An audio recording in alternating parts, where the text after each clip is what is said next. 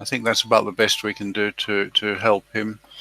So Iqbal, look, I think what we'll try and do, let you get going and start telling us the story about your robot, and if you, I think you're able to demonstrate it as well, and hopefully we'll start coming up with some ideas and asking questions. So talk to us. Okay, so first of all, hi, I'm Iqbal from Bangladesh, and I'm really sorry for being late. Like here we have power outage like every now and then, and it was just really unfortunate. I had it just a while ago, so I joined just after the electricity came back, It's not a problem. and I'm sorry about that. And so yeah, should I start about my robot? Talking about it. Okay, so first the first line follower robot I made was like probably 4 years ago, I think, and that one was like really slow and really simple. Like it didn't even use any like control loop or anything. So okay, so about this one, I made it with basically out of wood, and I made the whole thing from scratch, and basically I just cut some Hi, Thomas. You trying to get into the microcontroller meet? Oh dear, I didn't tell him to mute his microphone. Oh, sorry.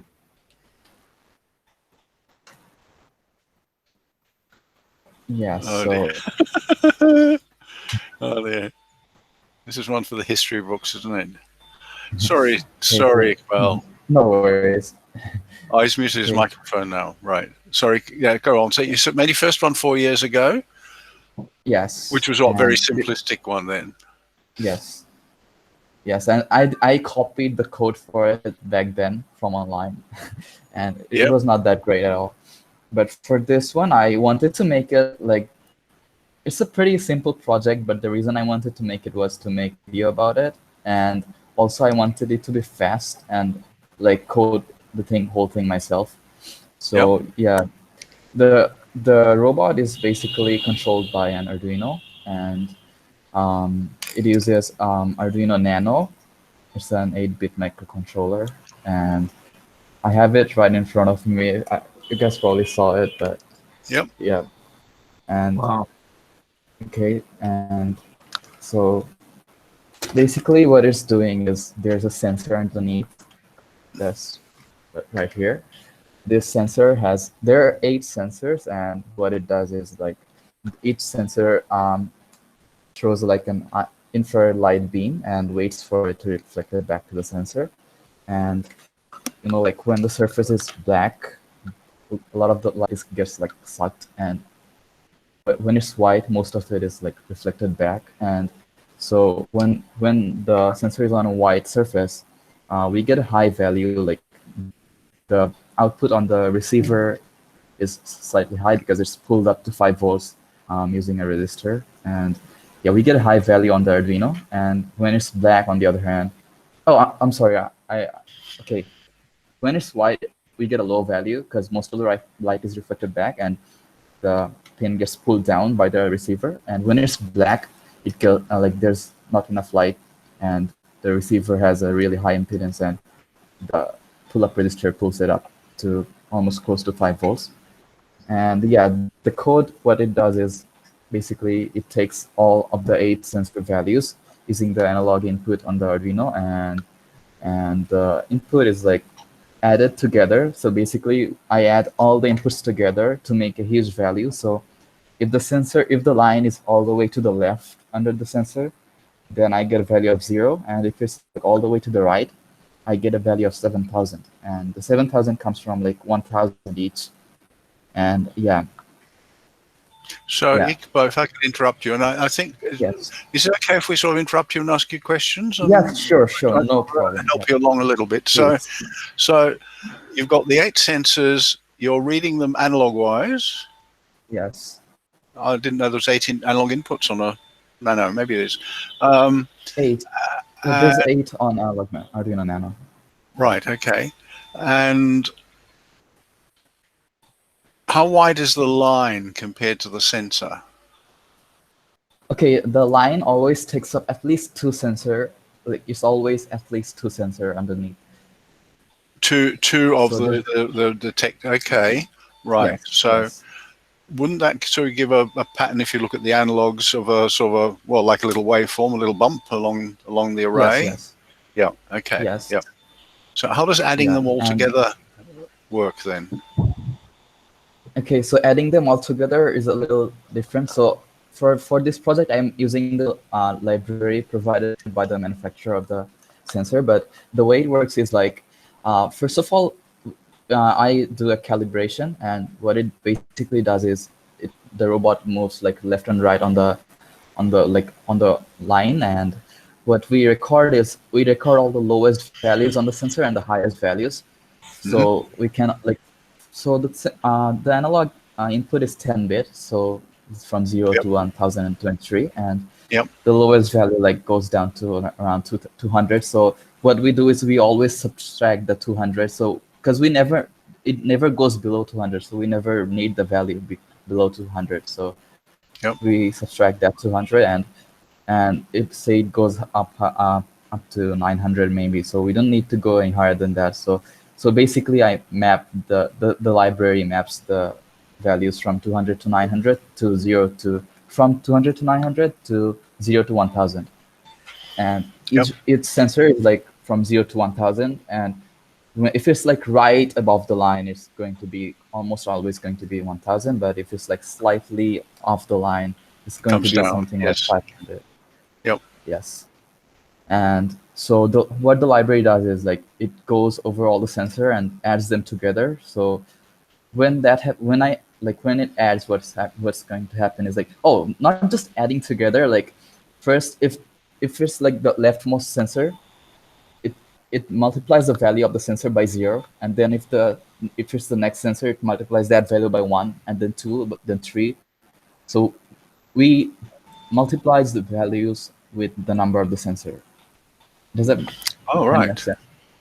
Yep. So what that does is like I get a value from 0 to 7,000 based on where the line is underneath the sensor. So if it's like right to the left, I get 0 if the line is here, and as it moves, Yep. I get a like analog value. So it's like not like steps; it's more like a smooth line as I move it.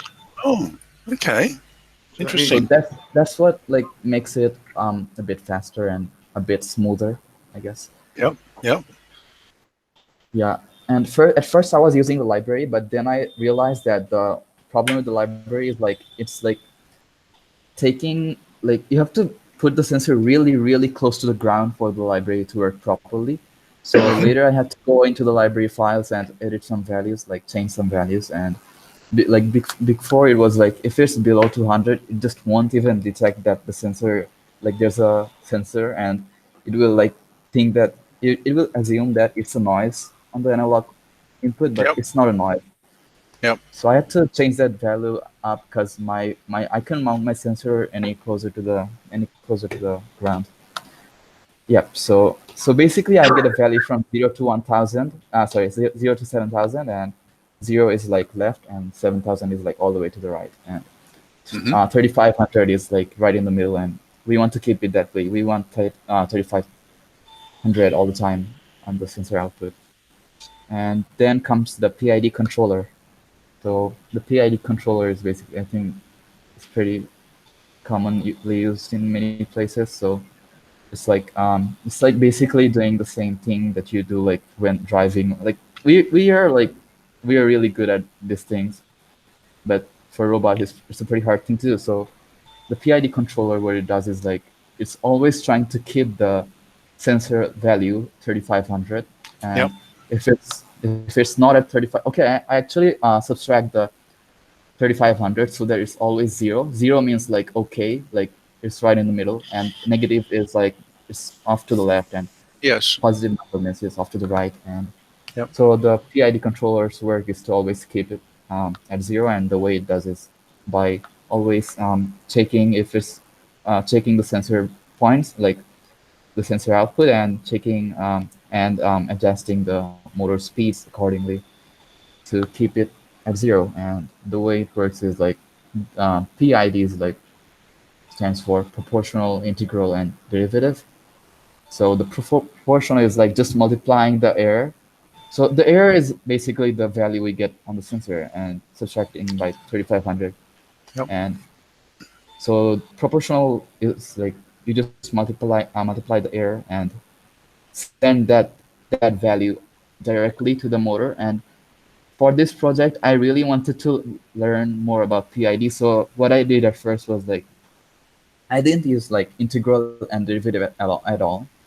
I only used proportional for it, just proportional controller, and see Yep. how my robot works and how like what what happens if I add derivative and what does derivative actually do, and is there any point of keeping the derivative at all, or like can I just get rid of it? And yeah, Yep. so the proportion is just multiplying the value, the error, and then sending it to the motors. And the motors are like just 0 to 20, 255 because it's a 8-bit PWM controller. Yep. And yeah, so if it's like off to the left, we get a positive value, so a negative value, and like the left motor slows down and the right motor speeds up. Like the Yep. difference between the motor speeds goes up and the robot turns. But then like the p value alone doesn't like it works, but the faster you go, the more p value you need, and the more oscillation, like it starts to oscillate a lot more. And you can go, I like for my robot I could go at slow speed with just p value, just proportional. I didn't need the I and D, and it kind of worked, Yep. but it didn't work at fast speed. So then I added the D value, which is the derivative. And derivative is like just derivative is like kind of like the change of proportional checking. Like basically I put the last proportional value in the previous loop in a variable, and then I in the next loop, and I subtract the current proportional value, and sorry, the current error, and like check the difference in the error. And yeah, if it's too high, then the derivative is high. And what it basically does is like, for me, what it basically did on this robot is basically just dampening the oscillation on the robot, because it will like go like it will grow crazy like this and on the line. But when I added the D value, it was a lot more smooth. But then what the problem happened, like the problem is like it's always slightly off to the left, and like there's still a little bit of oscillation left in the robot. Mm-hmm. And that's when I thought like, okay, it's time to add the I Yep. component, the integral. And what integral does is like it's like making really small changes, and it's like basically trying to how I calculate the integral is like I multiply basically the error by over time. So if the error doesn't like if it's like going straight but slightly off, it's like almost close to zero, but maybe it's 100 or minus 100. It's Yep. almost close to zero. The integral is like basically gonna fix that, just by a little adjustment. Yeah. So that's basically the PID controller. And then the PID controller gives a difference value on the motors, and then it's sent to, like, the maximum difference can be 255 at max speed. So then that is like directly written to the PWM output, and the motor driver controls the motor. Did you find, Iqbal, that when you introduced the integral term, you could reduce the proportional term? Yes, I did turn down the proportional a little bit, but then the thing is, one mistake I did was I was like changing the speed too much, the maximum speed, because I wanted it to be really fast, but I should have tried with slower speed first, like trying adding all the like components at the same speed. But after adding the integral, I turned up the speed, and I needed a higher proportional to actually, yeah, because the speed was higher, and I needed a higher proportional value to keep it on the line. But yeah, if I kept it at the same speed, I think I would need a little bit less value. Like I could turn down the value of p.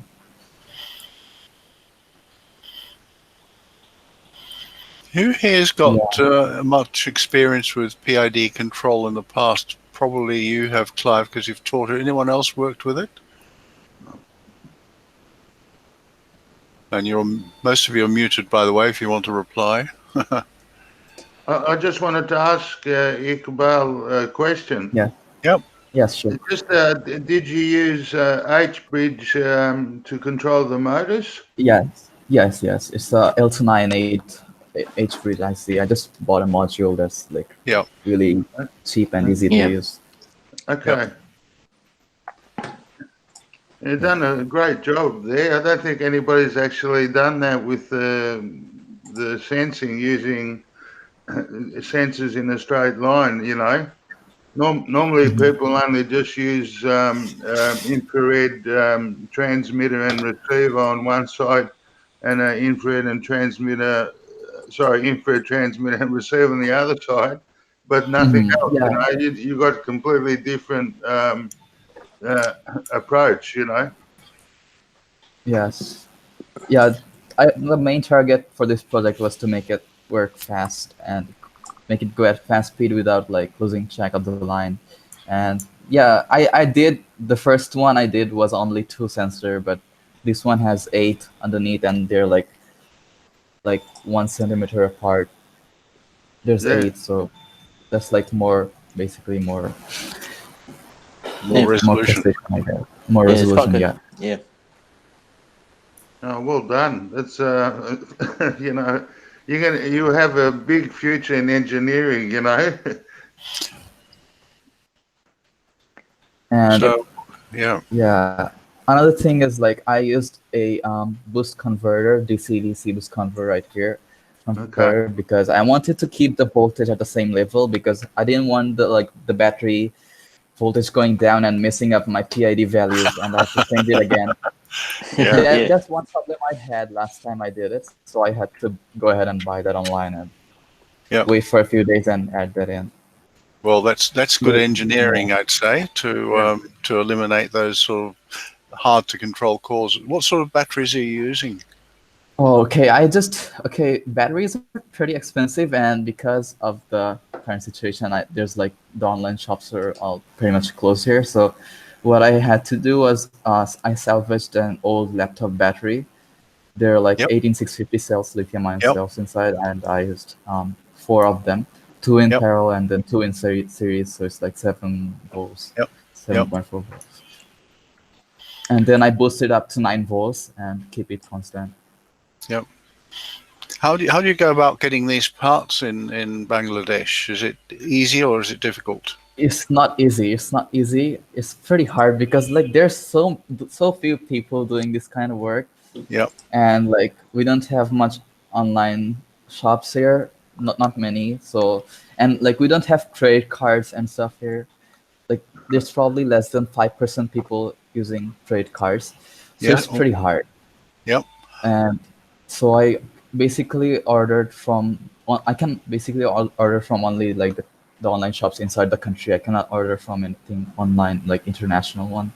You can't? And no, because I cannot pay with a credit card. We don't have a credit card. At all. Right. Okay. Yes.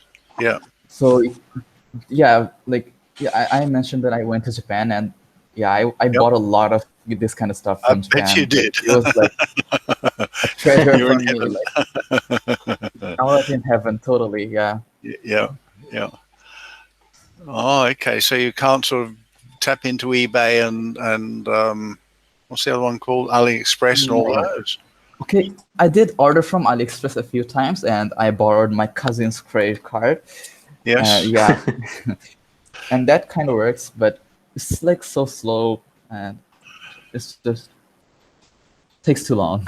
It does take some time. Yes. So I'll see something and I'll see something on eBay. I think, I might be able to use that at some time in the future, so I buy it. So I've got this enormous stock of stuff that probably I'll never be used. So I've donated a lot of it to the club actually. So there's a big collection of components in the club for this sort of stuff. But it's really hard for us over here to do this kind of stuff. To do this kind of stuff. Do you have an option of a debit card? What? A debit card? Yeah. There are ones that we can use only inside the country, not international ones. No. Right. Oh, And okay. PayPal is not an option for you either then? No. Oh, okay. Okay. That's terrible. And also, like, the most of the online shops don't like to send to Bangladesh. Like, if I go to Amazon, like they just don't ship to Bangladesh typically. That's terrible, mate. Yeah, that's not good. No. Yeah, it's pretty hard to do this kind of stuff here. And yeah, I did quite a bit of projects in Japan. It was heaven. Yeah. Well, I think you're doing remarkably well with those restraints. Yes. Yeah. That's funny. The reason I asked the question is I was half expecting you to say, oh, well, the customs is really wicked here and they stop it and they charge you They 200%. do that as well. They do Yeah. that as well. Yeah. I ordered a power supply from Aliexpress, and like I asked the seller, like, is there gonna be any tax problems, or do I have to pay customs duty? And they said no, like they ship to so many countries and none of their buyers ever had to pay. But for me, they said that, oh, you have to pay this amount of tax for customs duty. And later I found out that, like, when I went there, like I asked, like, do you have any paper, or like what's the proof that customs actually, like, I have to actually pay it? But they were like, no, there's no paper or anything like that. You just have to pay it. It's basically like cash. they wanna, In cash. and they just won't give me the product unless I pay them. So it's not like, it's probably like just a fraud. Like they just wanted some money for their pocket. And yeah, That's right. Yeah. Yep. That's what's going Iqbal, on. are there any other groups or organisations, people with interests like yourself, where you can share around and swaps? what? Sorry, I didn't. I get didn't catch that, Laurie. Oh, I was just asking, Iqbal, if there's any other people with similar interests, or groups or organisations where you could club together and organise the swaps of components between yourselves. Do you have to do this all by yourself? Well, I typically do it all by myself, but I do have some friends that I made on Facebook in the like the Arduino groups and stuff. Like, and they're mostly living in the capital city of Bangladesh, like Dhaka, that city, and it's pretty kind of easy for them because in Dhaka, like there are a few shops like this, but for me it's pretty hard. And like I never saw anybody doing this kind of stuff here in my city. Like even in the like the science fair and stuff, it's all like bunch of like just LED, turning on LED, and I don't know, that kind of a simple project. Not much of this kind of stuff. No, it makes it hard for you. Yeah. Wow. Now there was on your robot, there was a little, just hold the thing up for a moment for me, please. So I Yeah, can see the I top think of you it. mean this thing. Yeah, that's the one. Yes. Tell me Okay. about that, because that was completely that's new the to real- me. Yeah. Okay, that is my favorite part of the project, but I still haven't implemented that properly. It's like basically just sitting there for now. So that's the ESP32 module. Yep. It's basically a microcontroller with Wi-Fi and Bluetooth built in, and it's pretty amazing because it's like so small. It's like basically the size of my thumb band. Yep. It's like, I think it runs at 160 megahertz, so it's pretty fast, and it had a little display on top. It's a little TFT display, and it was actually a gift from my host father back in Japan, and Oh, lovely. and so yeah, I never saw this thing before. It's just, I think it's probably a Japan thing. And the thing I want to do, like what I want to do with it is, for now, is basically being used as a Bluetooth module. So it's talking with Arduino using serial communication and sending the Arduino is sending like the P, I, and D values, the sensor value, and the the PID controller output value to the ESP32 module, to this module. And what it's doing is like basically taking that and sending it to my phone using Bluetooth. And I can change the P, I, and D values from my mobile phone. And it's really helpful because I have to change the values for like one whole day, and just to get it right there working smoothly. And it's like, if I did it like last time I did it, like I used to change the value in the code and upload the code again, and then it's not there yet, so I have to change the value again. So I have to do it like almost 100 times. To keep on adjusting it, yes, yep. Yeah, but with this one, I can just change it from my phone anytime, and I can later on what I'm doing. I'm actually already working on it. I'm making an app for it, an Android app. My phone is Android, and I will have the option to check where the line is underneath the sensor. I'm thinking of like making a graphical illustration of where the line is underneath the sensor, and I'll also have all the PI and D values showing, and then I'll have like sliders where I can adapt the values, and also I'll have like manual control of the robot, so that like if it goes off the line, I don't have to go and bring it back on the line. I just manually control from my phone. It's terrible to have to bend down and pick something up, isn't it? When you can just push a button on your phone. Yeah. So yeah, I'm gonna do that. I'm not there yet. I'm working on the Android app right now. Have you thought of programming it for to do any other tricks, like solving a maze? Yeah, I was thinking of solving the maze, but I think this sensor is like too small for that. I feel like, because I was thinking of that, but it's like so small. But I think it's like 10 centimeters almost, maybe less than that. And I feel like it's gonna be a little hard, so I think I'll probably add more sensor on both sides and do it. Like that will be something for the future. I want to work on the app first. Right. Okay. Yeah. Yeah. You should. Sorry. Just a quick one.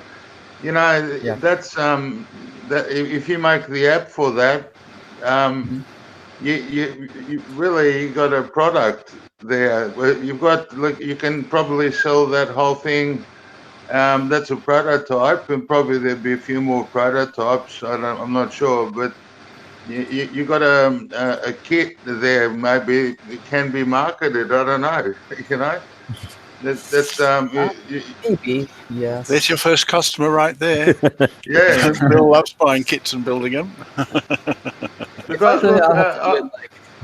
I don't think anybody's done that. What he's doing there, the way he's doing it, I really don't think anybody's done that. That's original, you know.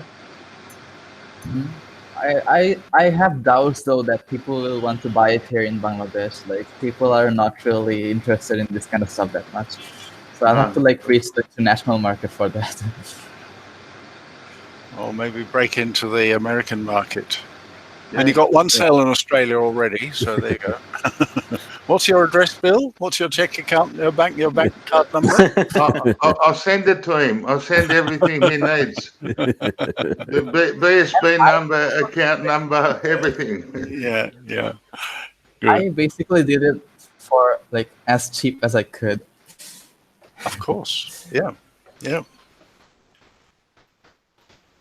Yeah, and like in Bangladesh, like the economical situation is not that great, and it's like getting even worse now. So it's like not that easy for people here to do this kind of stuff. And like I know many friends who were really interested in doing this kind of stuff, but they just probably cannot buy it, or their parents are gonna be like, "Oh, just go study.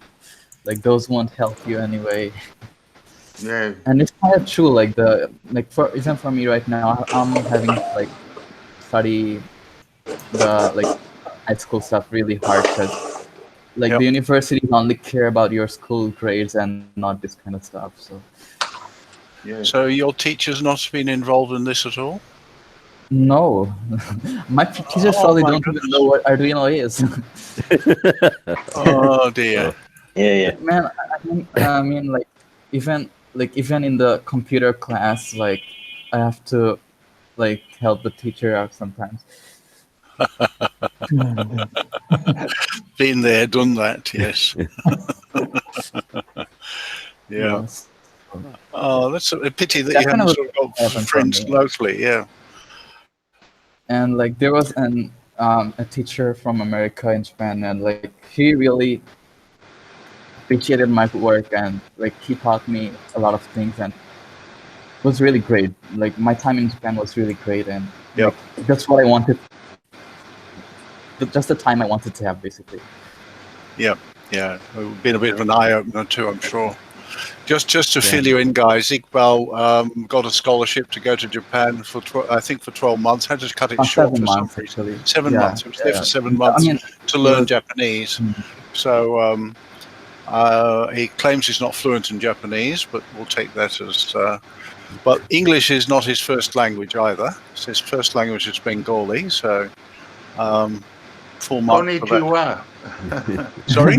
Yeah, konnichiwa. Konnichiwa. Yeah, you got that right. Yeah. That's all. I don't know anything else. Yeah. Oh, that was Clive who interjected there. I No, think no. his first language was Cornish. I didn't say a word, actually. I didn't think it say- was Bill. Oh, I thought I saw your Yeah, that means microphone like thing. hello. Japan, Oh, right.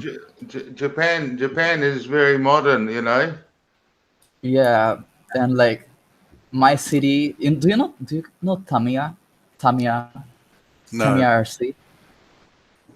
It's a pretty No. famous RC company. Like they make RC cars, like basically everything remote controlled cars, remote control planes, all that sort of Yep. stuff. And I was really lucky that the city I lived in was the city of origin for that company, and I got to visit their company from my school and like had a factory tour, Oh, wonderful. Yeah. like Yep. where they all design all the models and everything. Oh wow. I'm sorry, you said that was car. I didn't quite catch what you said. Cars, model cars? Model cars, remote Radio control. controlled. Oh, Yeah, radio radio control. Oh, control. okay. Yeah, Right. and also model planes, airplanes. I'm quite an airplane fan. Ah, okay. They make a lot of like airplane models. It's pretty famous. They're pretty famous. Do you think you'll go on and do this as a profession? I want to. Yeah. Yes. Where would you have to go to uni? I don't want to go to Japan since I already learned quite a bit of Japanese, but I also I'm feel sorry, I didn't catch that. I wanna study in a university in Japan In Japan, yes. since I already learned quite a bit of Japanese, and Right, Yeah. yes. I'm working hard on my Japanese. But Have you any Yeah. comment about that, Clive? As a place to study? Clive teaches this sort of stuff. That's his profession. Actually, Japan would be quite good. Knowing the language would help. There's I'm just trying to think of the name of the city. There's a one particular city which I've visited. I just can't think of the name for a minute. is it Nagoya? No, not Nagoya. It's called the Industrial City. It's actually been built specifically for industrial purposes, and it's got its own university. But there's also a really, really good university on the west side of Japan. Give me a couple of minutes, and I'll give you the name of it. It's Okay, sure. I'll tell you a little bit about it. Then I'll just Okay. pull the information up. If I can just add to that, I've got a friend whose son went through university here in Melbourne, and he got a scholarship to one of the Japanese universities. And from all accounts, he lived like a king over there. They really helped him a lot. There was the first year was almost intensive Japanese learning, and the second year he could nominate what courses he wanted to do, and he really jumped in and made full use of that, and ended up with a very good job. Now it wasn't in engineering; it was more in management advising, but he did incredibly well out of that. And they always said it was because his father, who was a university lecturer, that he was able to make the contact. In particular, he learnt that there was government to government backups for this sort of thing, that Australia wanted to help Japan and Japan Australia on an education front. And so they made use of that. So that's just another little something, but this was at a high, it was at a level where he already finished university, but he was still able to go and then expand that in Japan. But I do have to say that it's quite a few years ago now that this happened. So whether it still exists or not, I don't know. Maybe you know more, do you, Clive? I was just pulling up the information. Look, there is an extremely good university to go to at a place called Kanazawa. It's on the west coast. Okay, I lived in the city for like that was my grandma house. Okay. Well, Kanazawa, the University of Technology there, is very, very good. I was there a year or two ago now, and one of my best recollections there, by the way, it's not necessarily related to tonight's discussion, but they have an absolutely superb library of books in engineering and science. They have originals of Principia Mathematica and all that sort of thing. Oh wow! It's actually just about any original document in science and that sort of thing that's published. They have an original. Sorry. Fantastic.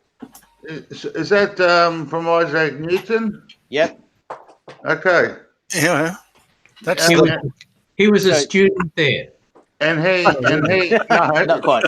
And Isaac Newton invented calculus. That's the one. Yep. Yeah. Invented calculus.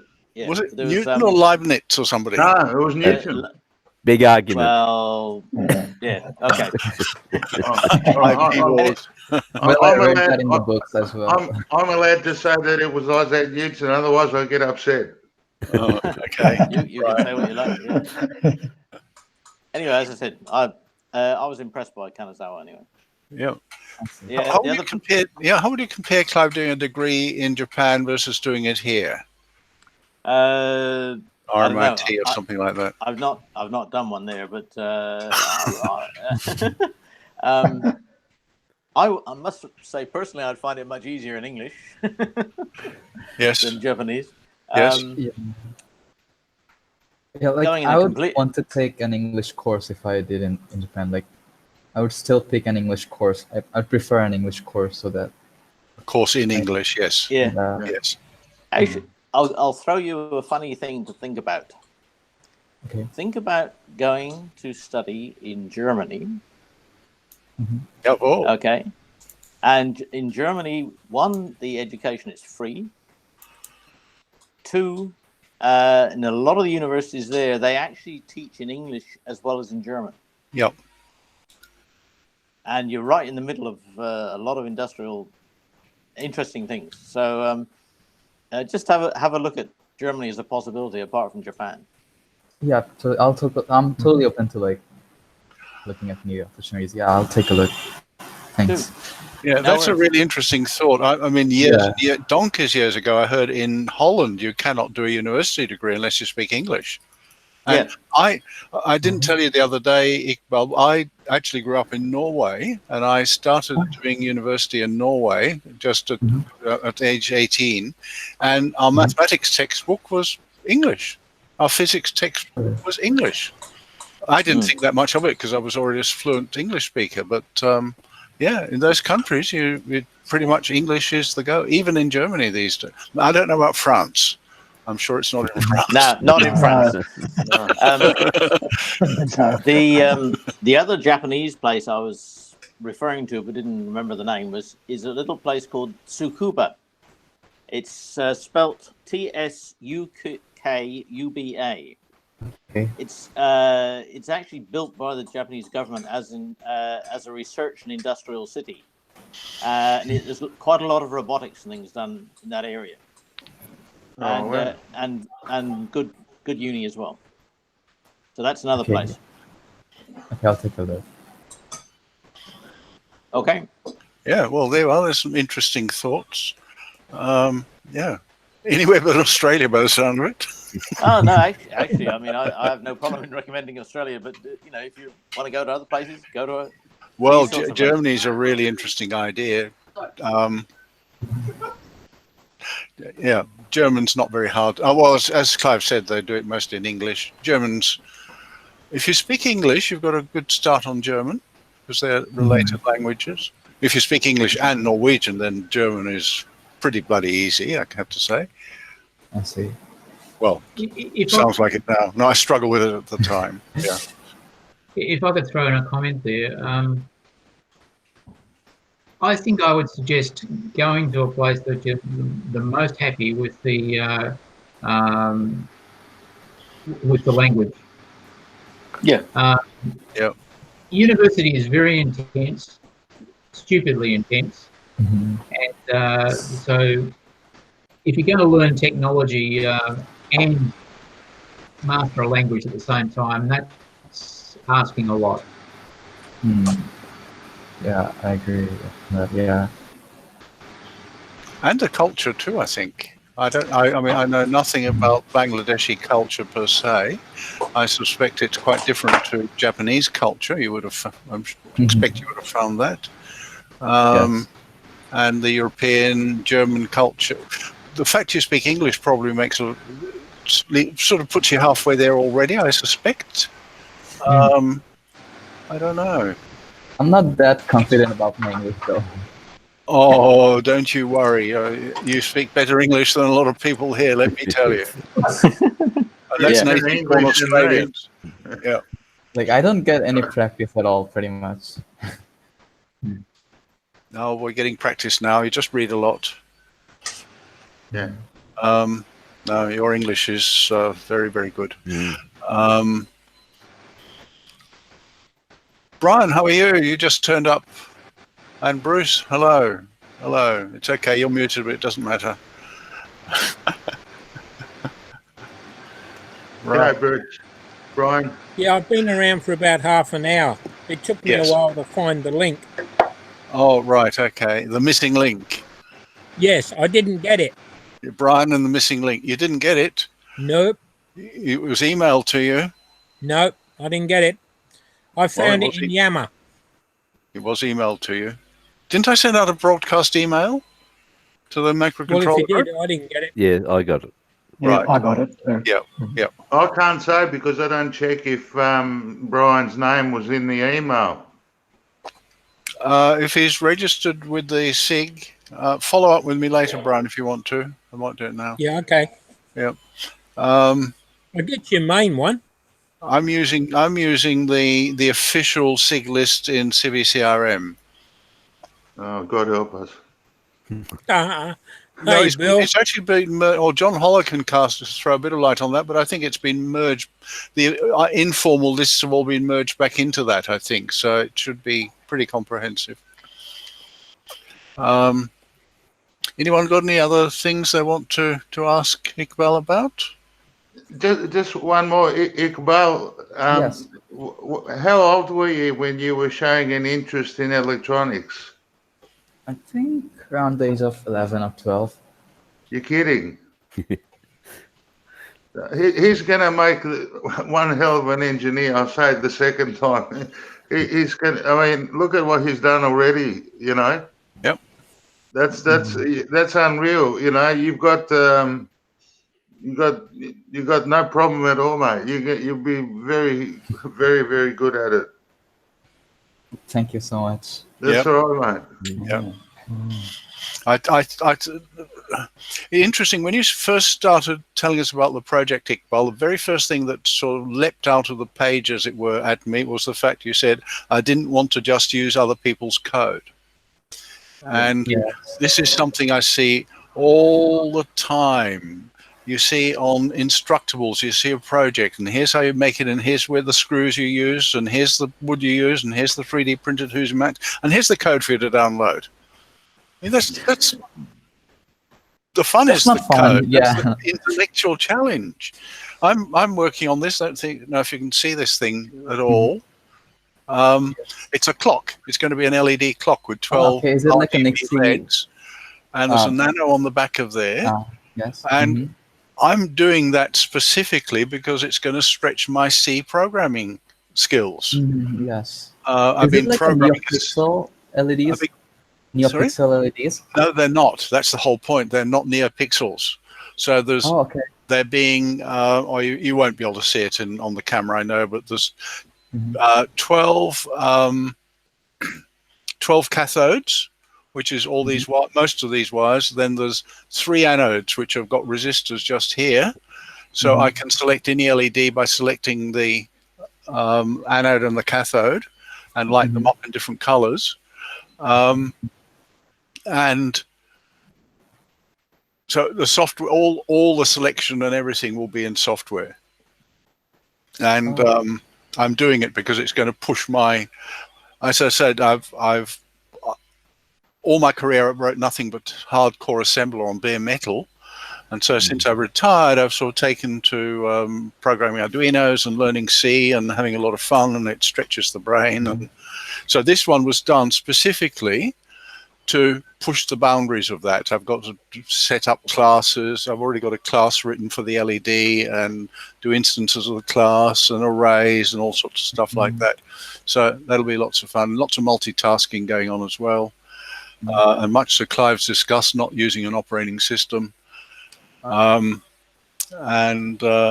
pushing the boundary. So I was happy when you said lot of the challenge for you was actually doing the programming as much as anything else, and that's good. You're on the right, absolutely on the right path.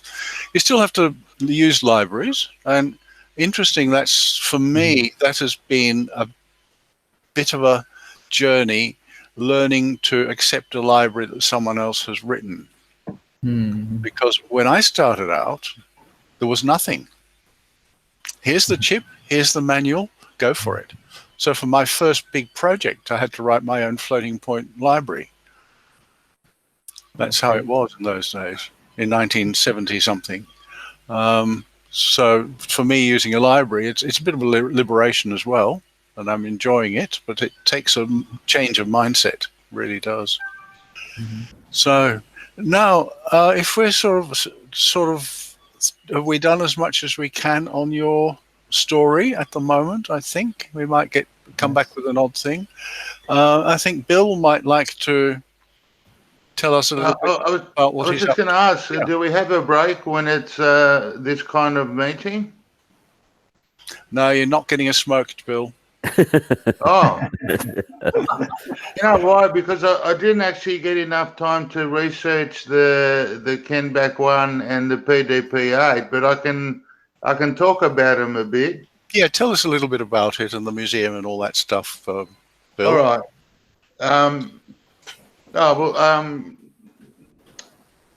David has just recently. He's come up with the idea to create a vintage computing museum at the club, it started off with there's one IBM computer in the Internet Lounge, which is in a housing cabinet, and because of this COVID-19 virus. I knew already that David had a kit, which is a scale model of the PDP-8 computer made by Digital.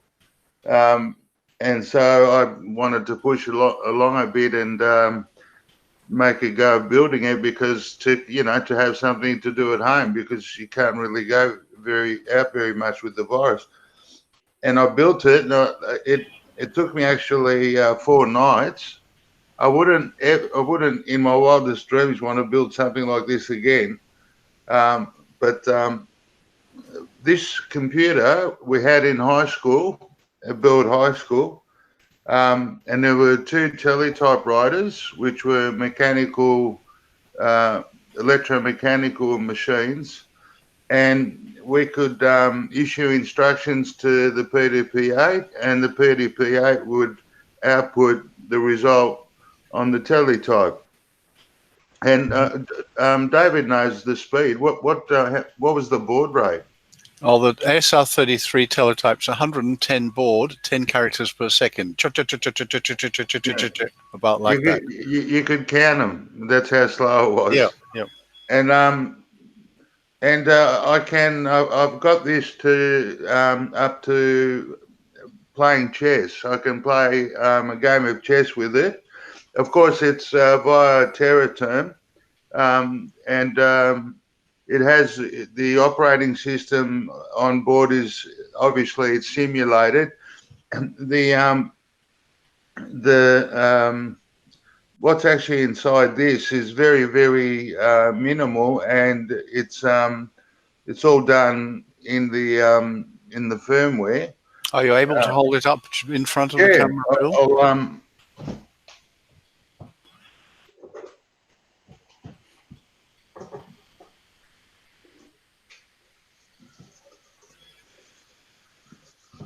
Just lift that.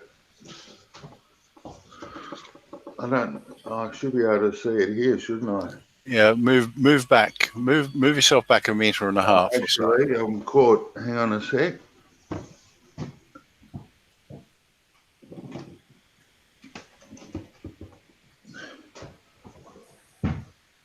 I'll try and where are we? Yeah, a bit further back. Yeah. It's actually flashing. Very characteristic of mini computers of that era, with the row of toggle switches and the light. Of course, in the day they were incandescent lamps. Now they're orange-colored LEDs, which flash on the main to show you the contents of the main registers in the processor. Very typical. And the game, right? The chess game is a real chess game from that time. Is you can either play against this, or you can get it to play against itself, and it will draw the board for you at any stage. You just type BD, and it will actually draw the board very quickly. It doesn't. The only time it's quite slow is when you issue a move. Most of the LEDs will light up, and that's when it's processing the move. It can take up to 30 seconds when you're about when things are getting pretty serious. You have to wait about 30 seconds for the result, you know. In all respects, this thing's basically exactly the same as the original machine, and that's going to be part of our vintage computing museum. I'll show you the other one.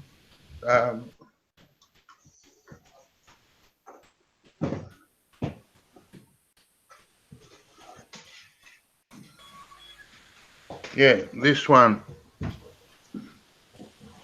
This one is only, where is it? It's not very thick. That's a 3D printed case. But this is a replica of a Kenback 1. And what it's doing is it's showing the time in binary coded decimal. So you can see when you see bit 7 flashing, that's the seconds. That means it's showing the minutes before that. There, that's the minutes. And bit 7's flashing seconds, and now that's the hour. It'd be hard for me to read it in reverse, but trust me, it's correct. It's got a real-time clock in it, which is battery backed. When I first made it, the original real-time clock was faulty, and lucky I've got a desoldering station. I took that out carefully, and I actually happened to have another one, a DS3231, I think it is. It's a standard real-time clock you can get on eBay for $5.95. And that is a replica of the Kenback 1, which was considered to be the first personal computer, and it came out in 1971 for $700 and something US. Most people couldn't afford one of these, so some schools bought this computer, and I think it was 1971.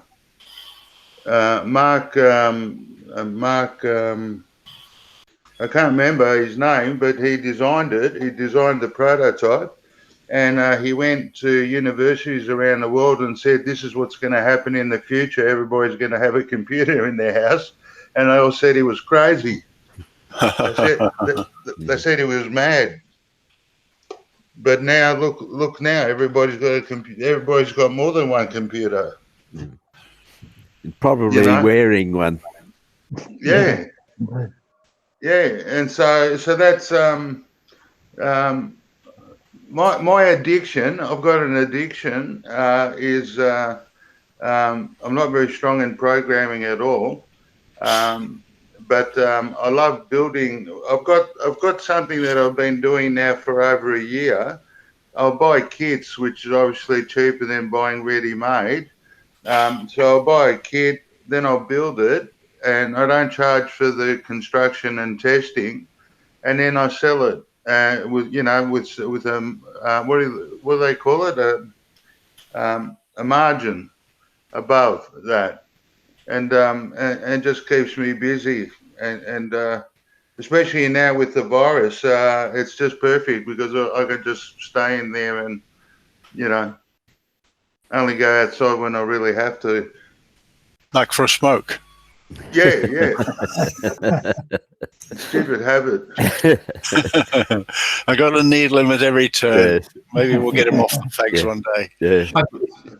I've just put up a copy of the terminal that. That's the one. Oh my goodness! Oh God! That's it. Yep. You sit in front of them, and the keys were so stiff that you just about needed to do finger exercises to. That is the thing I developed my floating point library on. Yeah. One of those. They didn't have lowercase; they only had uppercase. Only uppercase, and as it happens, the one I had, there was a fault, there was a spring that was missing or something in it, and every now and again, when you wrote a program, you had to punch it out on paper tape. That was the only way of saving it. There was no hard disk or anything like that, and it had a fault in it. So once in a while, it would actually miss a hole in the tape. So I got to the point where I had to punch everything out twice, and then hold them up to the light and compare them. Oh no! Oh yes. Enough of that. we had got one of them out the back. Have you? Yes. Sorry? Not exactly that same as that one, but similar. Righto. Where? Where? Yeah. In one of my spare sheds out the back. Oh, you've got one out the back. Yeah. Oh. Just did I actually want to take a photograph of it with view to donating it to the club? Yeah. Hang on, Brian. Did you say you got a teletype? Yes. And what condition is it in? Full of spiders. I haven't seen it for about 20 years, so I'll have to go on trust on that one. Oh, David, what can we do? I've got some old programs on paper tape. Are you kidding? Yeah. Oh no! I don't know if I told you the story, guys. Sorry. Yep. But we used to load in the early days of those teletypes. You've got a paper tape reader on the side, and it used to be used for loading BASIC in and things like that. Yep. Okay. And we had a real problem at one stage when every time you ran this the paper tape reader to load it in, instead of coming up saying BASIC, ready to go sort of thing, it came up with ERROR, error. And that's because the student had gone through, found out where the original characters for BASIC was on the tape, copied that tape and just replaced BASIC, but with ERRO. Oh no! He graduated early. Very early, I can tell you. That means he graduated early. Well, further to the tape reader on the SR33, on a PD, in those days there were no such things as UART chips. And so the asynchronous data, start bits, 8 data bits, and stop bits had to actually be decoded by the PDP-8 software in software.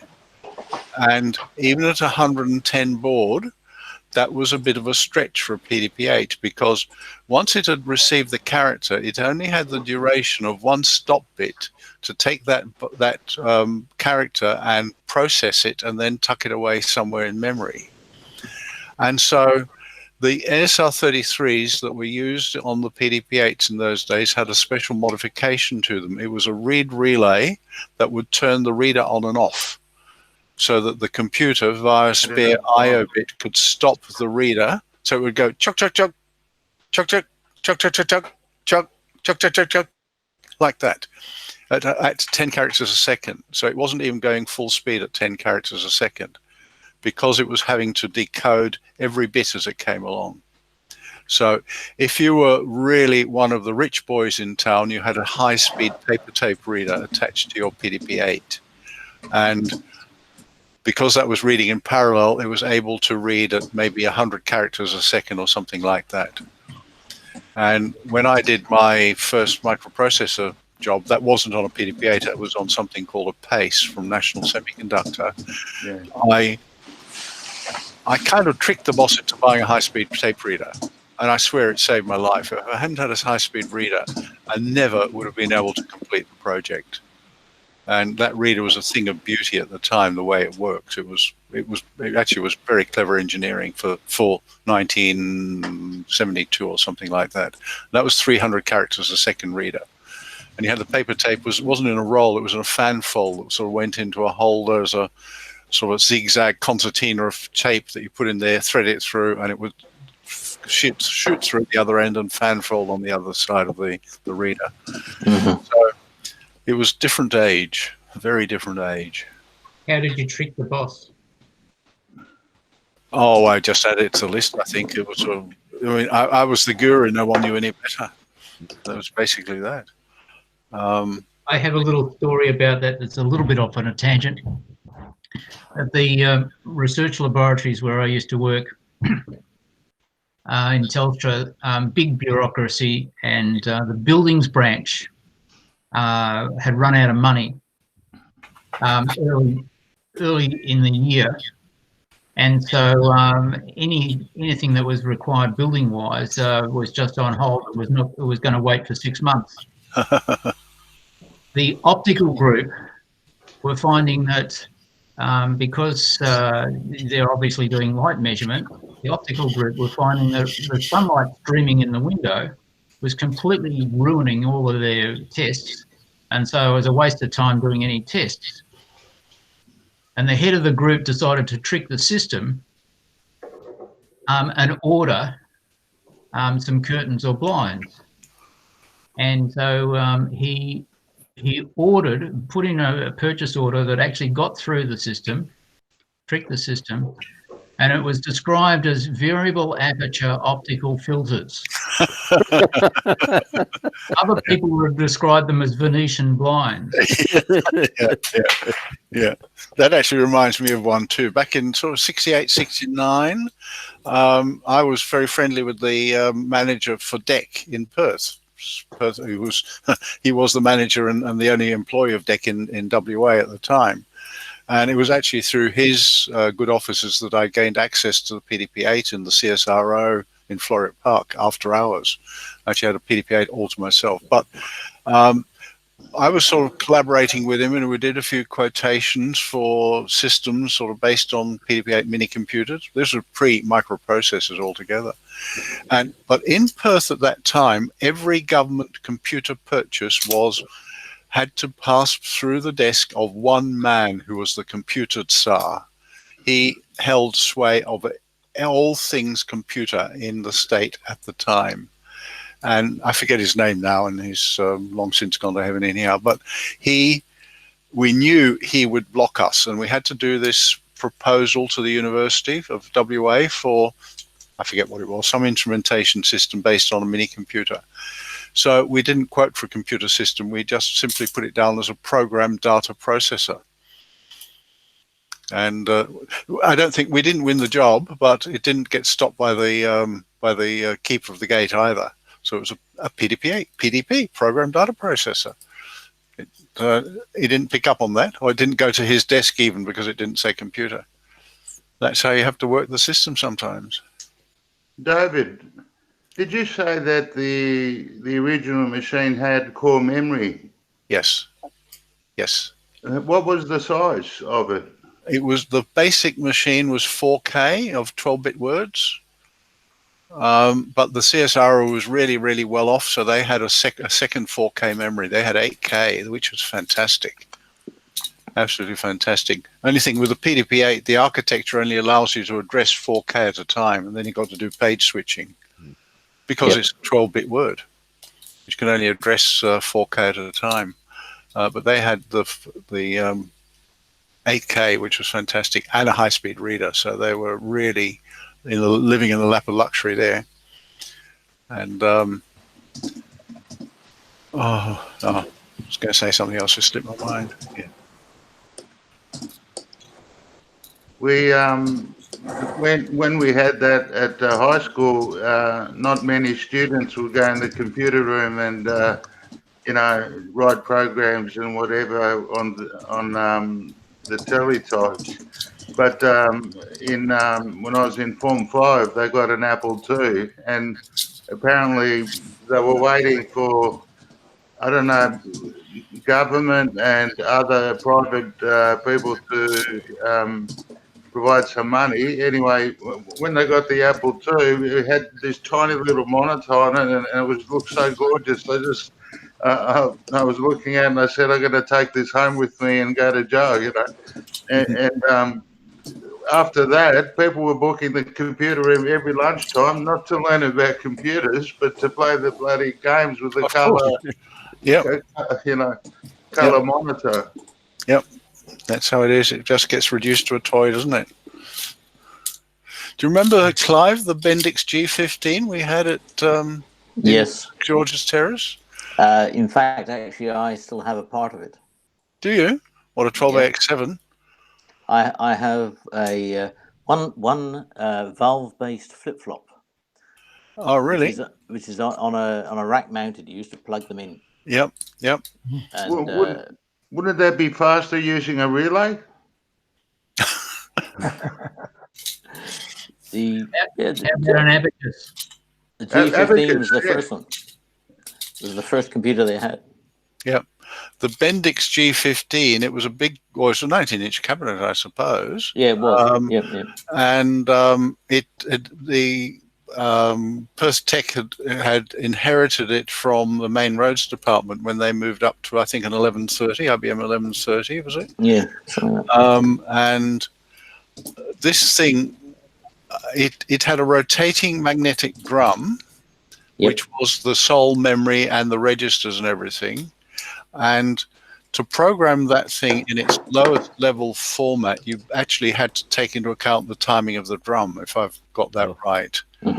And so you had to know that when your bit of data was going to come back around again, you're going to be ready there to catch it and process it and write it back onto the drum, sort of in real time. So we actually wrote one program. I think there was, I forget whose course that would have been in. It might have been Tom, but I can't remember.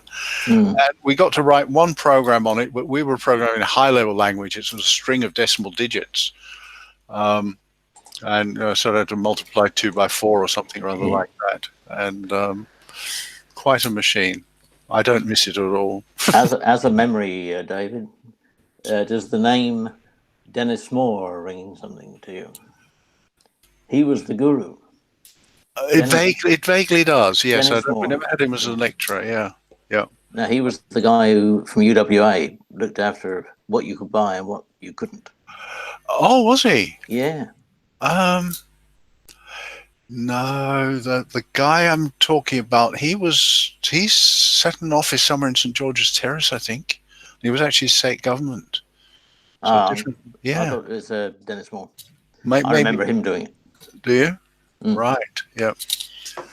Yeah, it was I think we just had an apology from Stuart. Was it? Is he leaving? Yeah. He's leaving. See you, Stu. Take care. I think we've got a meeting next week, haven't we? Yes, I'm about to send something out. Oh dear. On again all the time. Okay.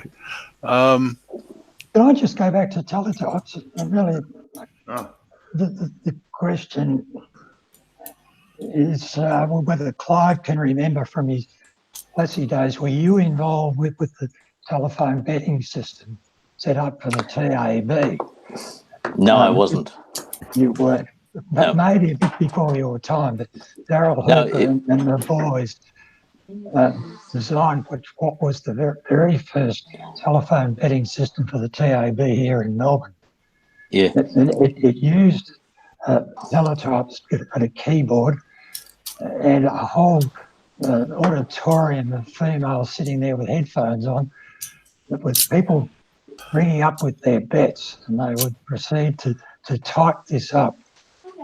And down the front of the auditorium, which was quite large, it was lecture theatre size, and it had a whole series of race meetings and which horses were running and which ones weren't.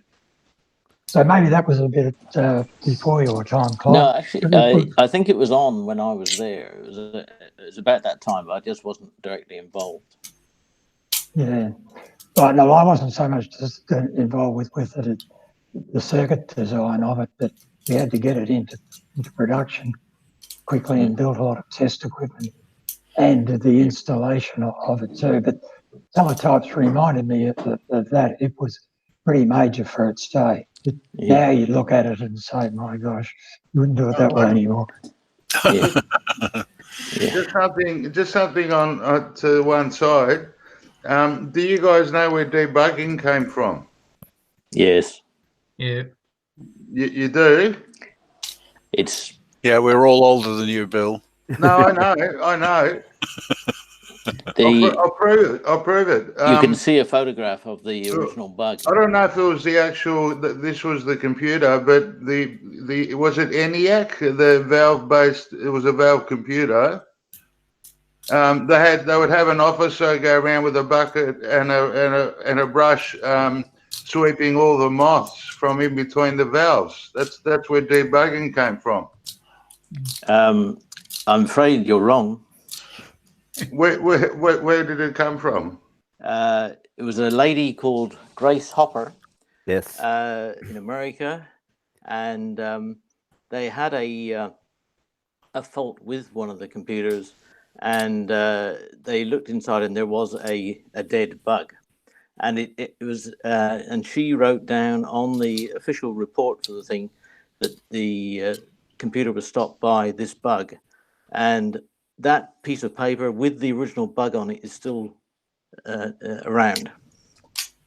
Very famous lady, Commander Grace Hopper. Oh, she was. She was top of the Navy, top in the American Navy. Okay. Well before her time. Yeah. David, yes, John. I was wondering if I could give you a few minutes on a project that I've started. I've been threatening on for years. Would anyone like to see a picture of that original bug before we go any further? Oh, yes. Why not? Can I share the screen or something? Yeah, you can share your screen. Where are we? Got to find out how to do it now.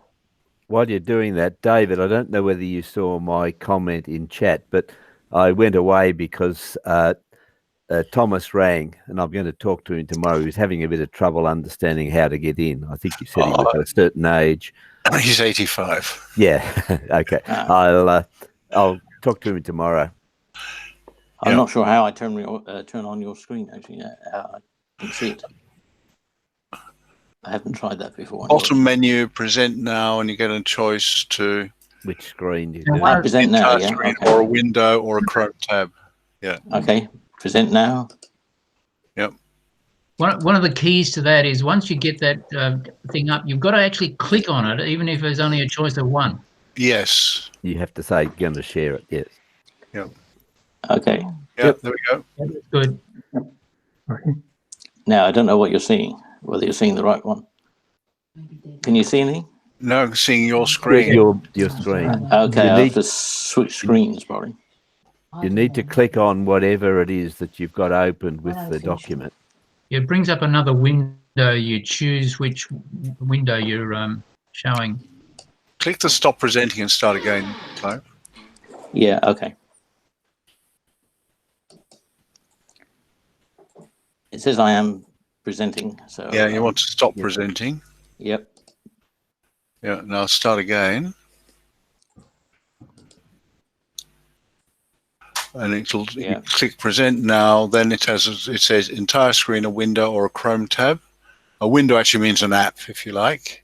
Yeah, okay. So when you click on that, it will then show you a map of your screen, and you have to pick the particular app that's got the picture you want to show. What have you got the document opened in? It's not showing any choice here other than the screen. I'm sorry. Oh. Now hold on a minute. Record. It says I am presenting. It says stop presenting, but it doesn't actually show the particular image. Hang on. No. The dots on the right. Click on that. Yeah. Yep. And I can't read it from here, but I think one of those might be. Turn off caption settings. Turn off. No. What have you got the document opened in? What application? It's open in Safari as a browser. Okay, so you've got the browser open. Yes, I've got the screen. There we are. Oh, you got it, have you? Yep. Oh, you just have to click the right tab in Safari. Sorry. So there you see, there's the bug. And the original record. Bug being found. Moth in relay. Yeah. Those were the days. So there you go, guys. Started cosine tape, sign check. Oh, I can't see that. Oh, yeah, yep. Wow, 9th of the 9th. I wonder what year that was. I think it was about 62 or something like that. Right. Anyway. Yeah. So there you go. Anyway. Talk about debugging. Has anyone ventured into the new beta Arduino professional IDE? I'll take that as no. Okay, John wants to tell us about this project. Yeah, okay. This is unprepared. Background is for many years I've found a number of radio programs on the ABC, particularly educational and informative, things like legal segments and health and that sort of thing. And so for about 10 or 12 years I've been recording them. I had been recording them on an old VCR, the analog machine for video, and I was actually feeding them into the hi-fi channel, so I could get two channels, and I would record 12 hours of radio programs per week. I'd play them into my computer, produce MP3s, and then when I was on the road driving, I would be playing back the MP3s, listening to these radio programs time shifted. Unfortunately, my VCR died about a year ago. I never did get round to doing the project until I actually started it seriously about a week ago. I've been toying with the idea of using a Raspberry Pi, and having a couple of USB sound cards connected to it, and having analog radios going into it. And so that's still in the distance. But this week I've actually got it, and I've set myself an objective of recording 4 radio program channels, 774 ABC, Radio National RN, News Radio, and Classic FM. And how I use them is twofold. One of them is, as I said, I've found a regular set of weekly programs that I find educational and useful, and so I want to collect all of them, and that's probably about 8 hours a week. No, that'd be the 12 hours a week. Sorry.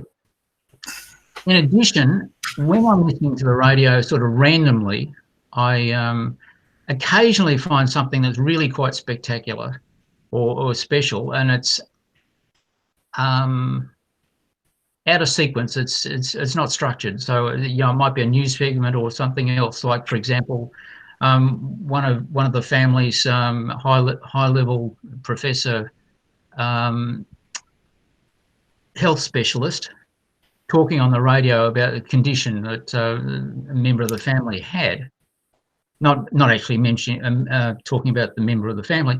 And that's the sort of thing that happens occasionally, that I hear something, I'm thinking, oh, I came in halfway through that, oh, I'd like to hear it again. And so here's the objective. I want to record 4 radio channels 24/7 forever. Don't tell me I won't ever have enough time to listen to them, because I know that. And I actually pulled it off this week. So I've actually managed to record for the last week and a half these four radio channels. And no, I won't ever listen to them all.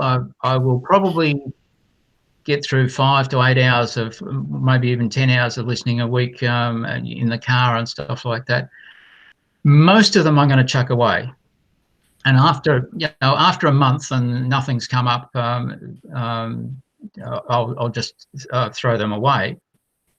So I've got a reasonable estimate. I've forgotten what it is, but it's a reasonable estimate of disk space. It's something like I think it's something like 1 gigabyte a day.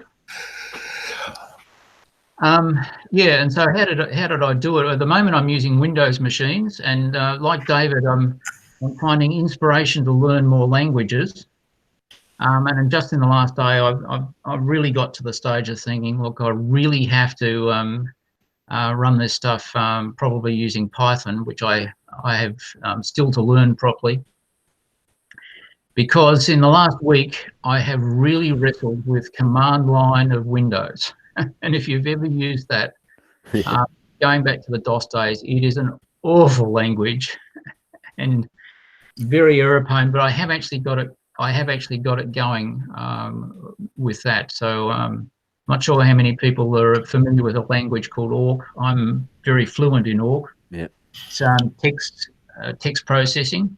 And so I use Awk to build the command lines, if you like, in the scripting language. So I use Awk to write a program in a different language, or elements of the thing.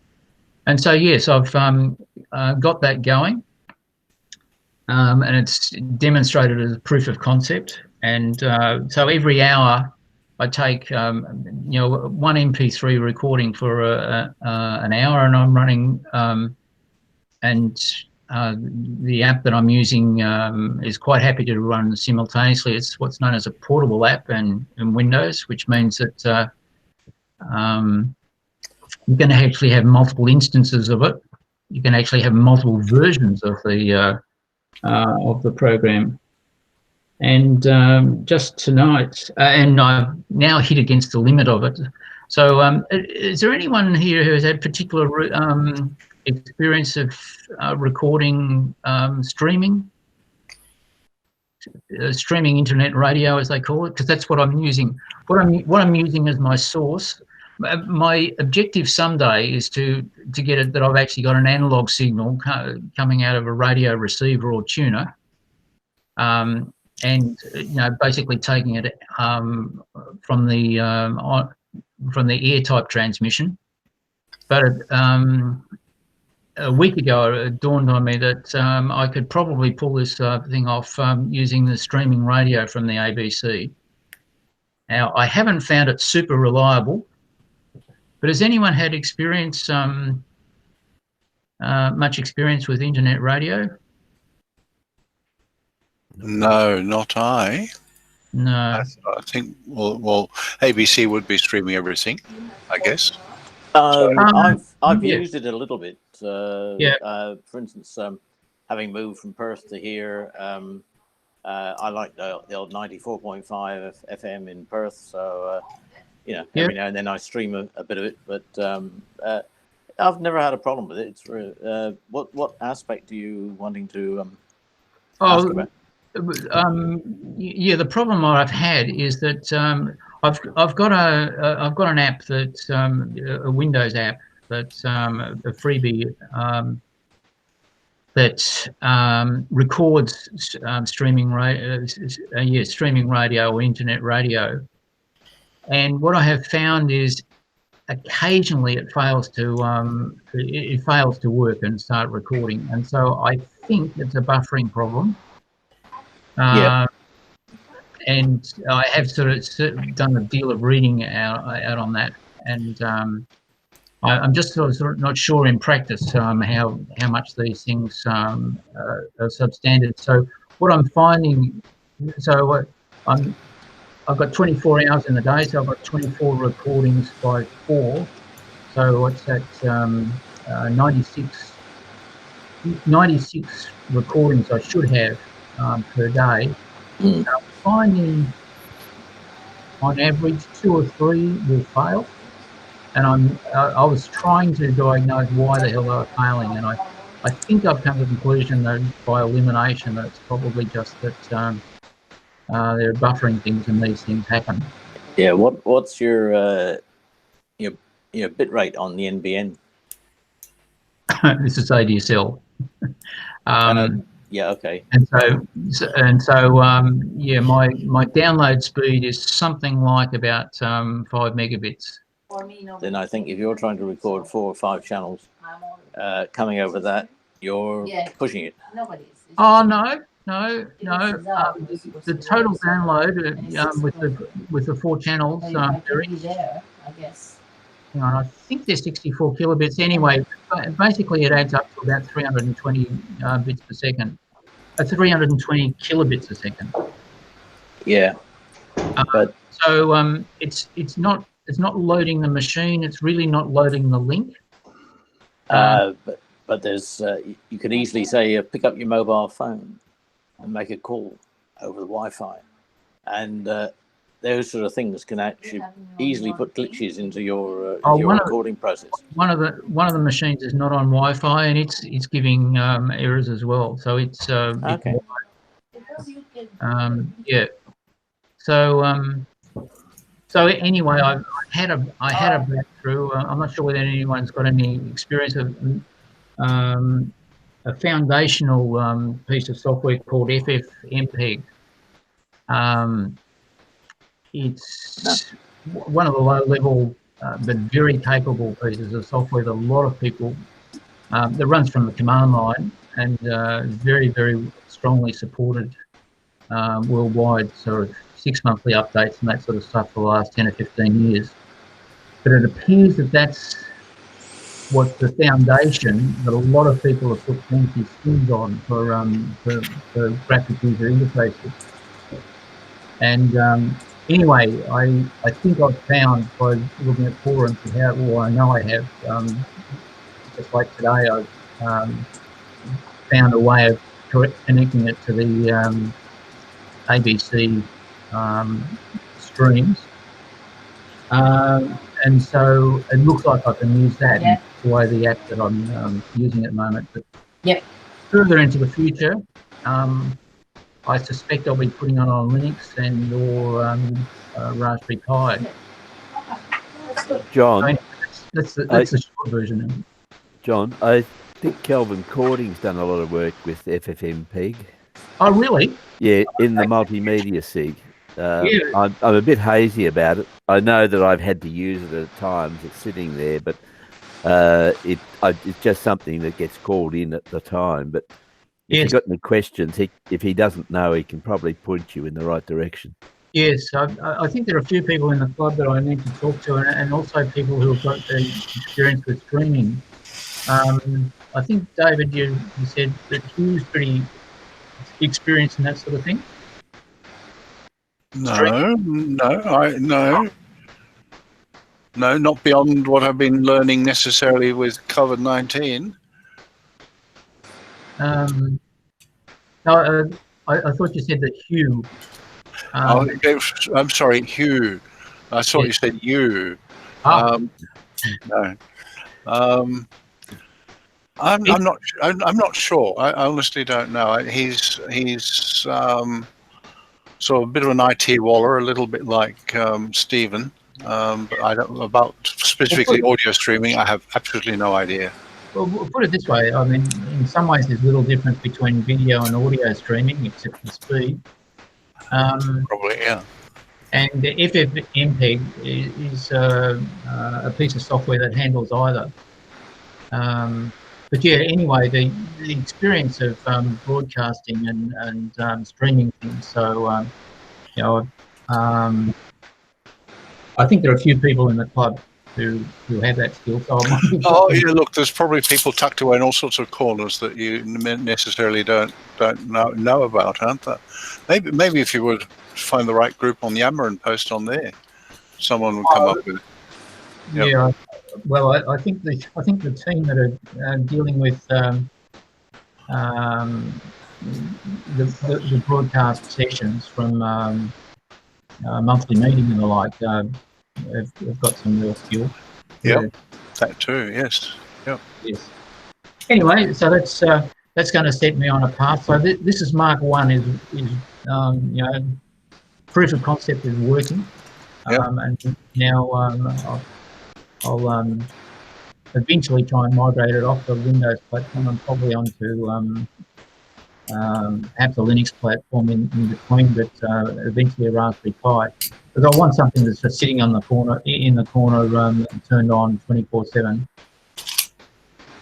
So at the moment I'm using a notebook computer and just leaving it on for a week. How much of the ABC's material is available as podcasts? Everybody asks that. Probably less than a third, at a guess. Right. Okay. Yep.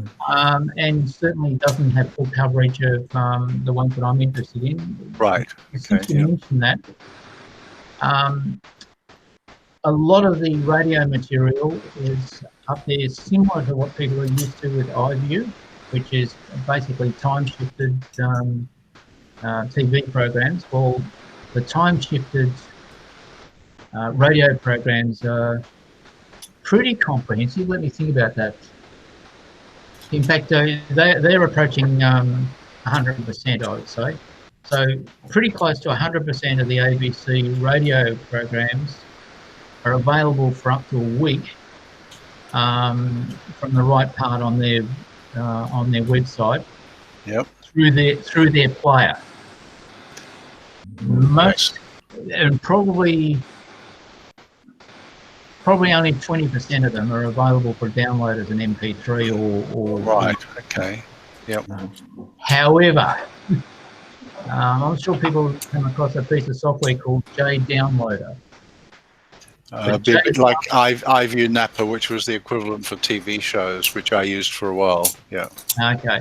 Yeah, JDownloader is a very well supported, capable piece of software which enables, in many cases, to download something, either audio or full audio visual, from a site that doesn't want you to download it. Yep.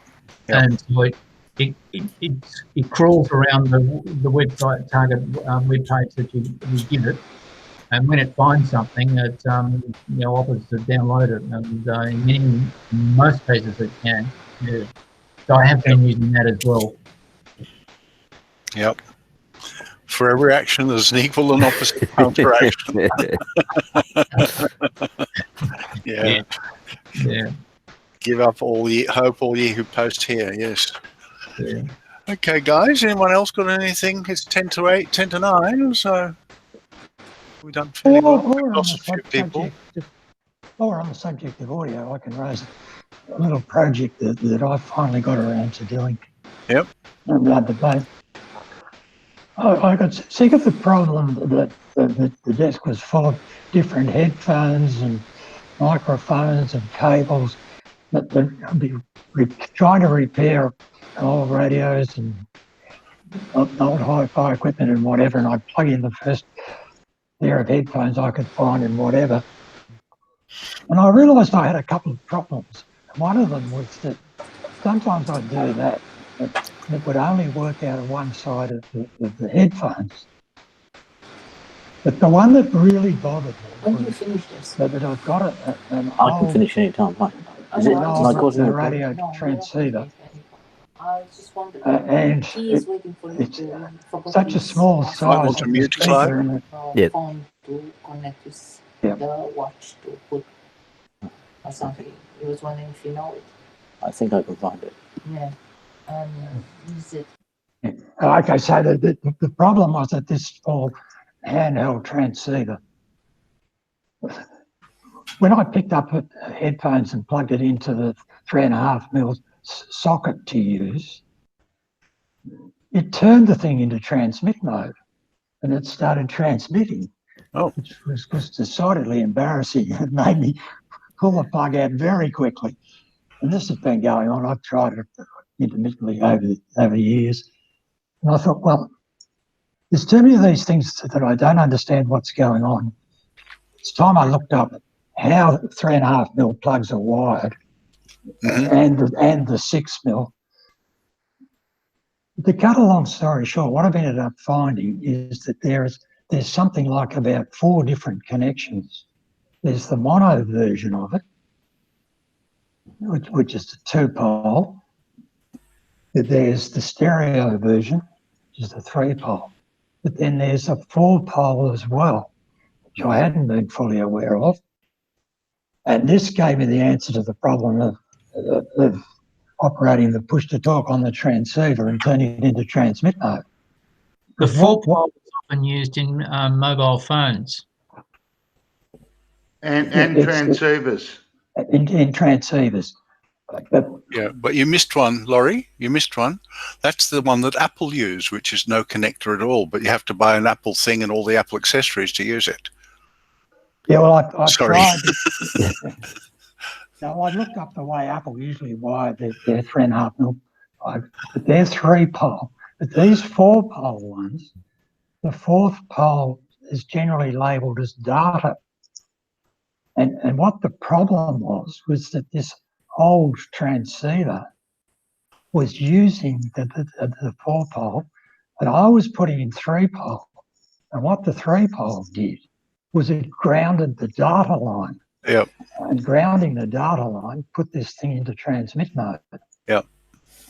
And the other problem where I was occasionally finding that only one side of the headphones was working was because I'd been using an adapter, because the equipment used the old 6 mil jacks. I wanted to plug in a 3 mil, so I put it on an adapter. The adapter was mono and not stereo. Yep. And when you do that, you find, of course, that the audio only comes out one side. But like all these things, luckily there was some good news came out of it, because what it made me realise was that there were some very interesting things you could do with this transceiver, because you could make it quite remote. So I ended up building a flying lead so that at least it didn't turn itself into transmit mode when all I wanted to do was listen. But I would be able to set this up remote, operated with a Raspberry Pi or an Arduino, and run the thing remote as a fixed channel, a receive and transmit. So that's the food for thought for me, and the positive that came out of the things. It cleaned up the desk and made me realise how to connect these audio things up, but it's also giving me a nice little challenge of how to remotely control this old handheld set. Can just to intervene, just a quick question that somebody might be able to help me with. I'm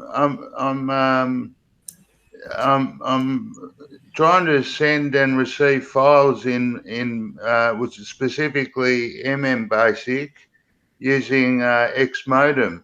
So traditionally you type Xmodem while you're in BASIC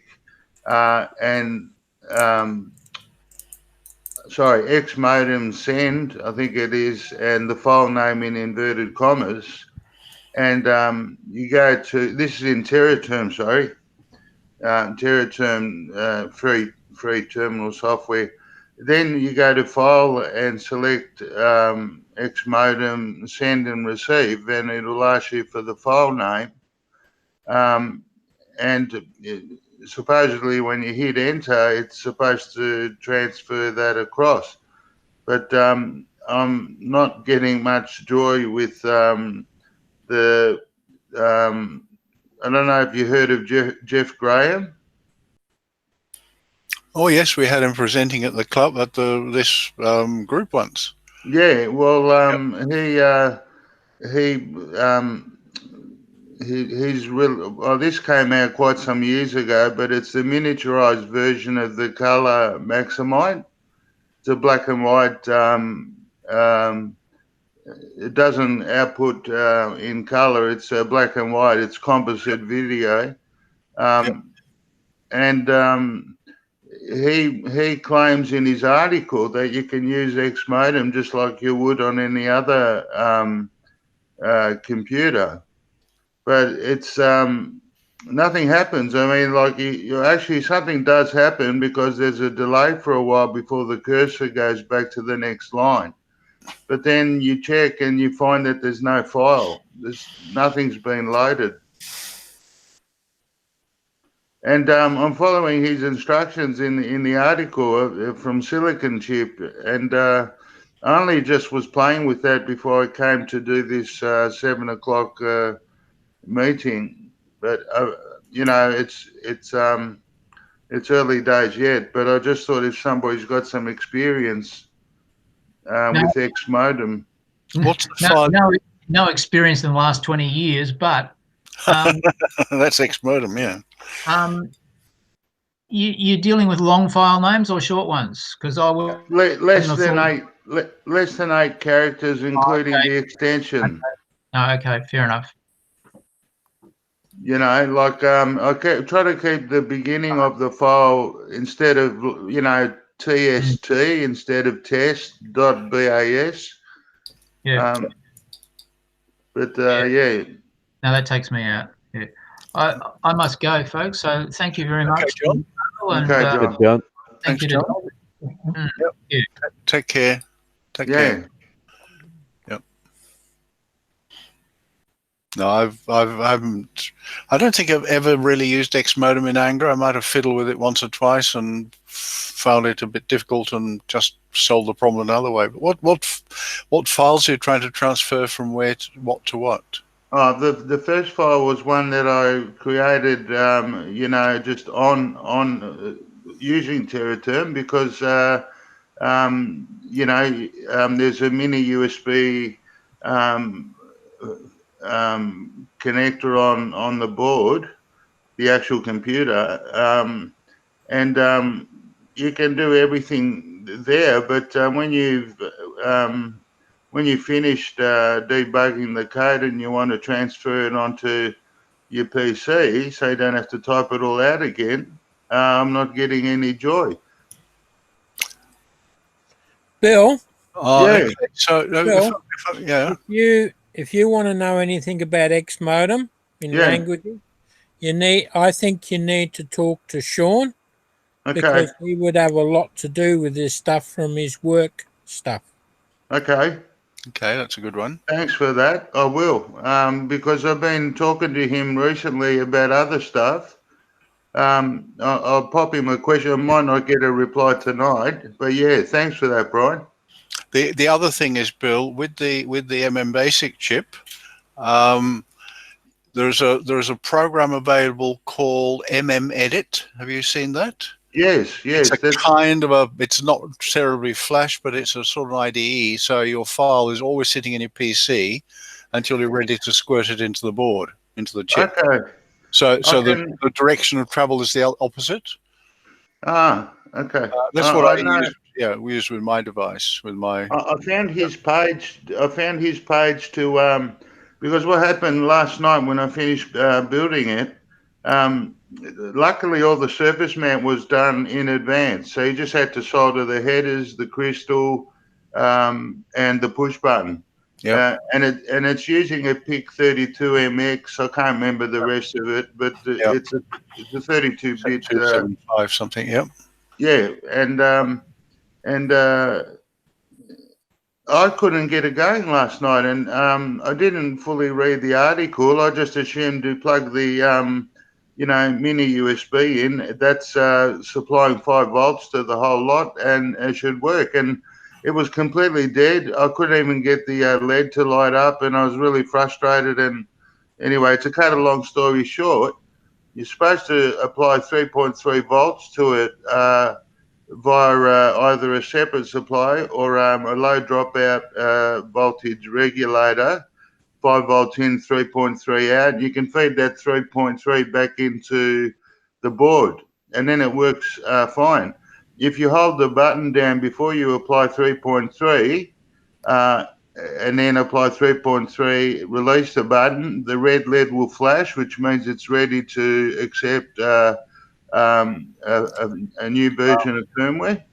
Right. And you use bootloader to do that. And and then after that it was okay and it runs. And I just wrote a program today to measure temperature and distance and report those values back after a 5-second interval. And then I realized, how am I going to save what I've just done? And I just started trying to work it out before this meeting, and I had to let it go, But, yeah. Go and Google MMEdit. It's what I've used, and it's not wonderful, but it's functional, and you can interact directly with the board. You can just sort of connect to the board and say type in print 5+7, and it will give you a 12. Okay. So it's got immediate mode. That was one of the reasons that attracted me to that MM Basic for the Micromite. I've heard of MMEdit. I've actually seen a screenshot of it or two. But I want to stay with TerraTerm because MMEdit is basically written by Jeff Graham, I think. No, it's a guy in Tasmania that wrote it, actually. Yeah. Is it? Yeah. And I played with TerraTerm with the other computers I've made and had no problems at all, even using X modem to send and receive. But for some reason, this particular machine doesn't let you do it just as easy as that. Yeah. Yeah. But I'll do what Brian said and just Google, I mean, I'll find it, but I can never find something with all the information there and have it fault free, You know what I mean? Like someone like Jeff Graham in an article about a new creation of his, he should provide all the information. I think the problem there, Bill, is when you're very close to something and you're writing about it, you don't see the traps that other people might fall into. Yeah. Right. And that itself is a trap that's easy to fall into. And it's the model that's in your head as you're writing it is different to the model of it in the head of your reader. And that's really hard. And I thought it might have something to do with my head. No comment. No, not very many jokes flying around tonight. Everybody's really serious. We're all being polite because we have a special guest. No one can like have a go at someone or anything like that. That's not good because you're not going to live as long. If you've got a sense of humour, then life's problems won't be as serious. Yeah. Right. Well, okay. Yeah, get you on that. Did you hear the story about my, I just see one sitting here flashing. I'm working on this clock, which I mentioned, and you can see there's an awful lot of rather fine wiring there. And so I got out a nano. I've got a few nanos. I sort of buy them 5 at a time. I got on a nano and I thought, well, there's a lot of wiring here, and if there's a problem, it's going to be really a problem. So I'm going to test this nano before I wire it into the clock. Okay. So I rigged up a really simple. All I wanted to do is just basically sort of check that all the I/O pins work, and that would be sufficient. So I started testing it, and guess what? It didn't work. So okay, put that aside. Get another one out of the same batch. Tried to test it. Didn't work. I think I spent a day fiddling around with these damn things, and the whole batch of 5 boards I bought was non-functioning. Tried everything. I mean, I seriously tried everything, and I do know after 50 years, I know how to, I think, to try every possibility, including some that most people wouldn't think of. So they're actually duds. This batch of 5 boards, which actually was only 4. I ordered 5, I received 4, so I got a credit for the 5th one that didn't arrive. But you know what, David? They're duds. You know what? Yep. A few years ago, someone at the club bought some of those, and they were all I think they were completely dead, and they found out what it was. I think Brian was around when this happened. And they found out that it was all the regulators on all of those nanos were shot. Oh, that was John Mack.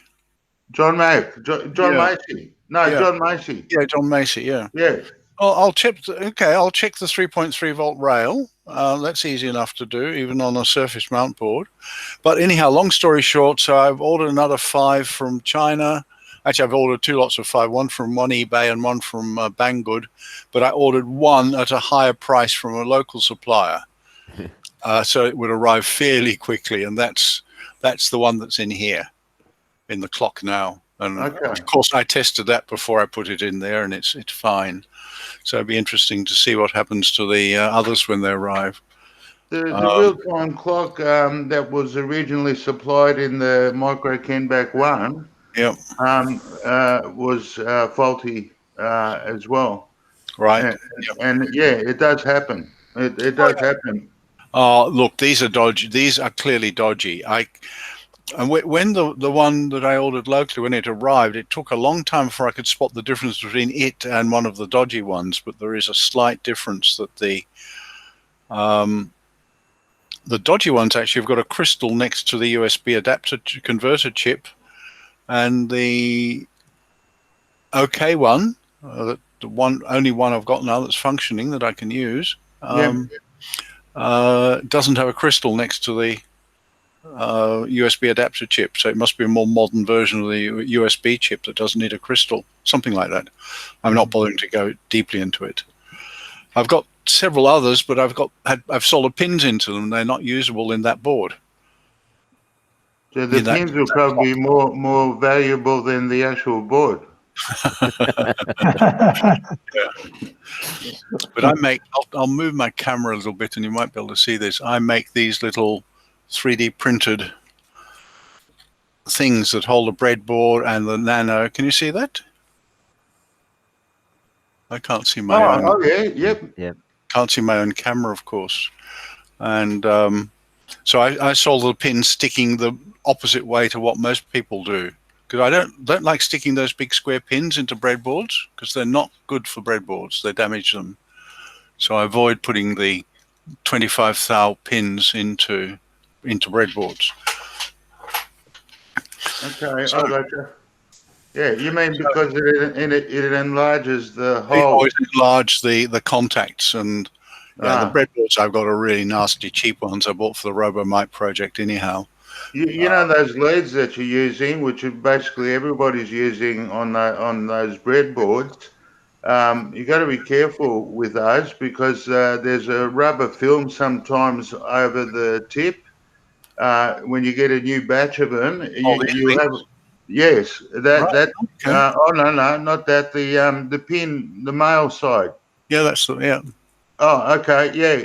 The actual the pin that comes out. Yes. Sometimes you get them. You get a batch of them, and they've actually got a rubber film, not fully covering the pin. But if you use your fingernails, thumb and forefinger, you scrape it off, because you get open bloody circuits in your project. Yep. Oh, talking about thumb and forefinger, you remind me. I use that board is wired up using this wire wrap board. What a little roll of. all the colors are all jumbled together, so it's a bit of a nuisance. It's so perfect. I made myself this little thing with spools to hold a small Nice. quantity. That's what you can do with a 3D printer. Yeah. Nice. And but what I really like about this stuff is you can just strip it by going like that. Oh no, wire wrap wire is the Yeah, best. it's fantastic. So I rather enjoy that. Yeah. Last time I saw that stuff was in TAFE when we actually had the tool and we were spinning a coil. Well, yeah. you know, Yeah, and you didn't need to solder it because the pins were actually four-sided, so the corners would bite into the wire. Yeah.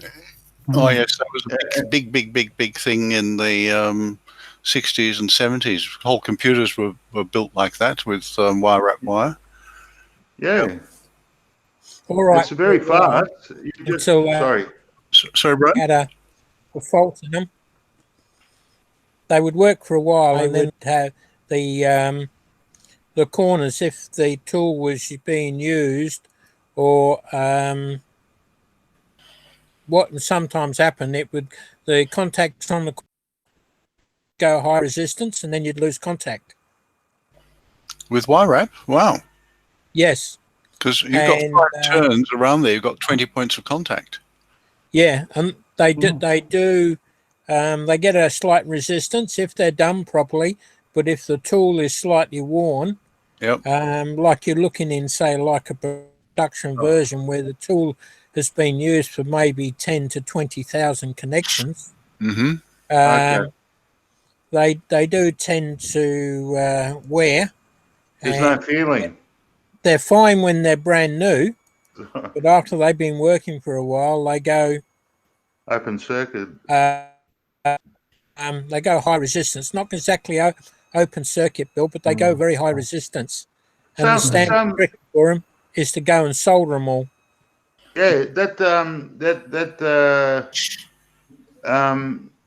what was I going to say? When I was in TAFE, when we had to do our micro applications project, we were all given a standard board which was labelled box shield TAFE, and it just had enough pins for the CPU and ROM and RAM and port, and we were taught the wire wrapping because underneath we had to comment all the address lines.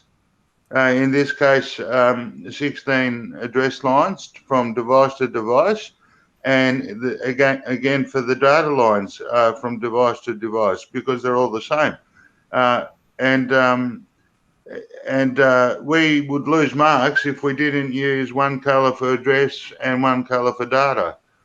One guy was actually using white for everything. And he lost heaps of marks, but his program was the smartest program in the class. He wrote the best program. He wrote an EEPROM programmer with a 6809. Yep. And it was a usable, really cool EEPROM programmer. He had the best keypad, mechanical. It was so cool. It had a contour in it, or not a concave, I should say. No. Yeah, it had a slight concave in the centre. Yep. I don't know where he got it from, but this thing would have been expensive in its day. And he had the display and everything, and he got the best marks for the actual program because it was difficult. But he lost marks because he did everything in whites. I mean, that's not fair, How do you get the teacher saying, he said, what happens if you have to fault find that one day? And he said, I don't have to fault find it because it's working. You know what I mean? Yes. Like, do you understand how silly that is? The teacher says, what do you have to do when how are you going to fault find that? And Keith went, because he was my best mate in class, and Keith said, well, why would I need to fault find it? It's working. It's all wire wrapped. So, and unless you put a hand grenade inside it and blow it up, well, you're not going to fault find it, are you? It's a simple logic, it's working. And if you don't tamper with it, if you don't open it up and cut the cables and or put a 20-volt DC power supply when it's supposed to be 5, when's it going to break down, I could just imagine that in one of these movies where the bomb is ticking away. Which one do I cut? The white The one. white one. Which one? Yeah. But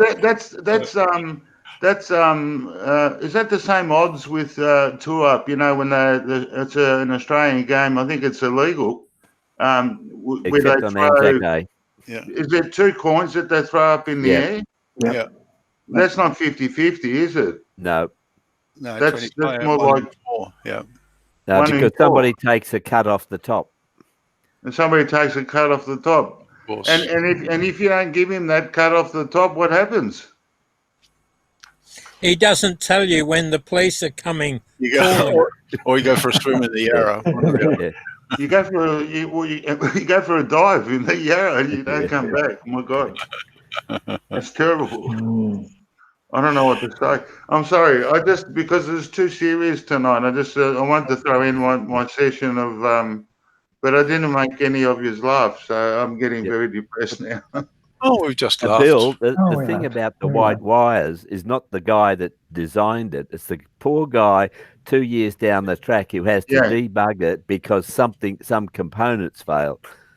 Okay. Yeah. No, but the Americans do that in control cabinets. All the control signals are white wire very often. All white wire. They do that in NASA. Yeah. Yep. They do that in NASA in all parts of the Saturn V. Yes. Yeah, especially in the command module, it's all done in one color. I'm sorry, one color, man. Can you believe that? You know, and the guys who do the wiring, they're wearing caps like they were cooks, you know, and they had gloves and they had white coats and white pants, and it was almost like they were in a surgical environment. I don't know what's going on lately. They've been playing a lot of movies, real footage about the whole program. You want to see how amazing that whole thing was. In today's money, it was $4.5 billion. The Saturn, just the Saturn. Sorry, you know, the Saturn. What do they call it? Apollo. Apollo, yes. Apollo. I think it was $4.5 billion by today's money. You know, it costs a bit of money. Yep. Oh, yes.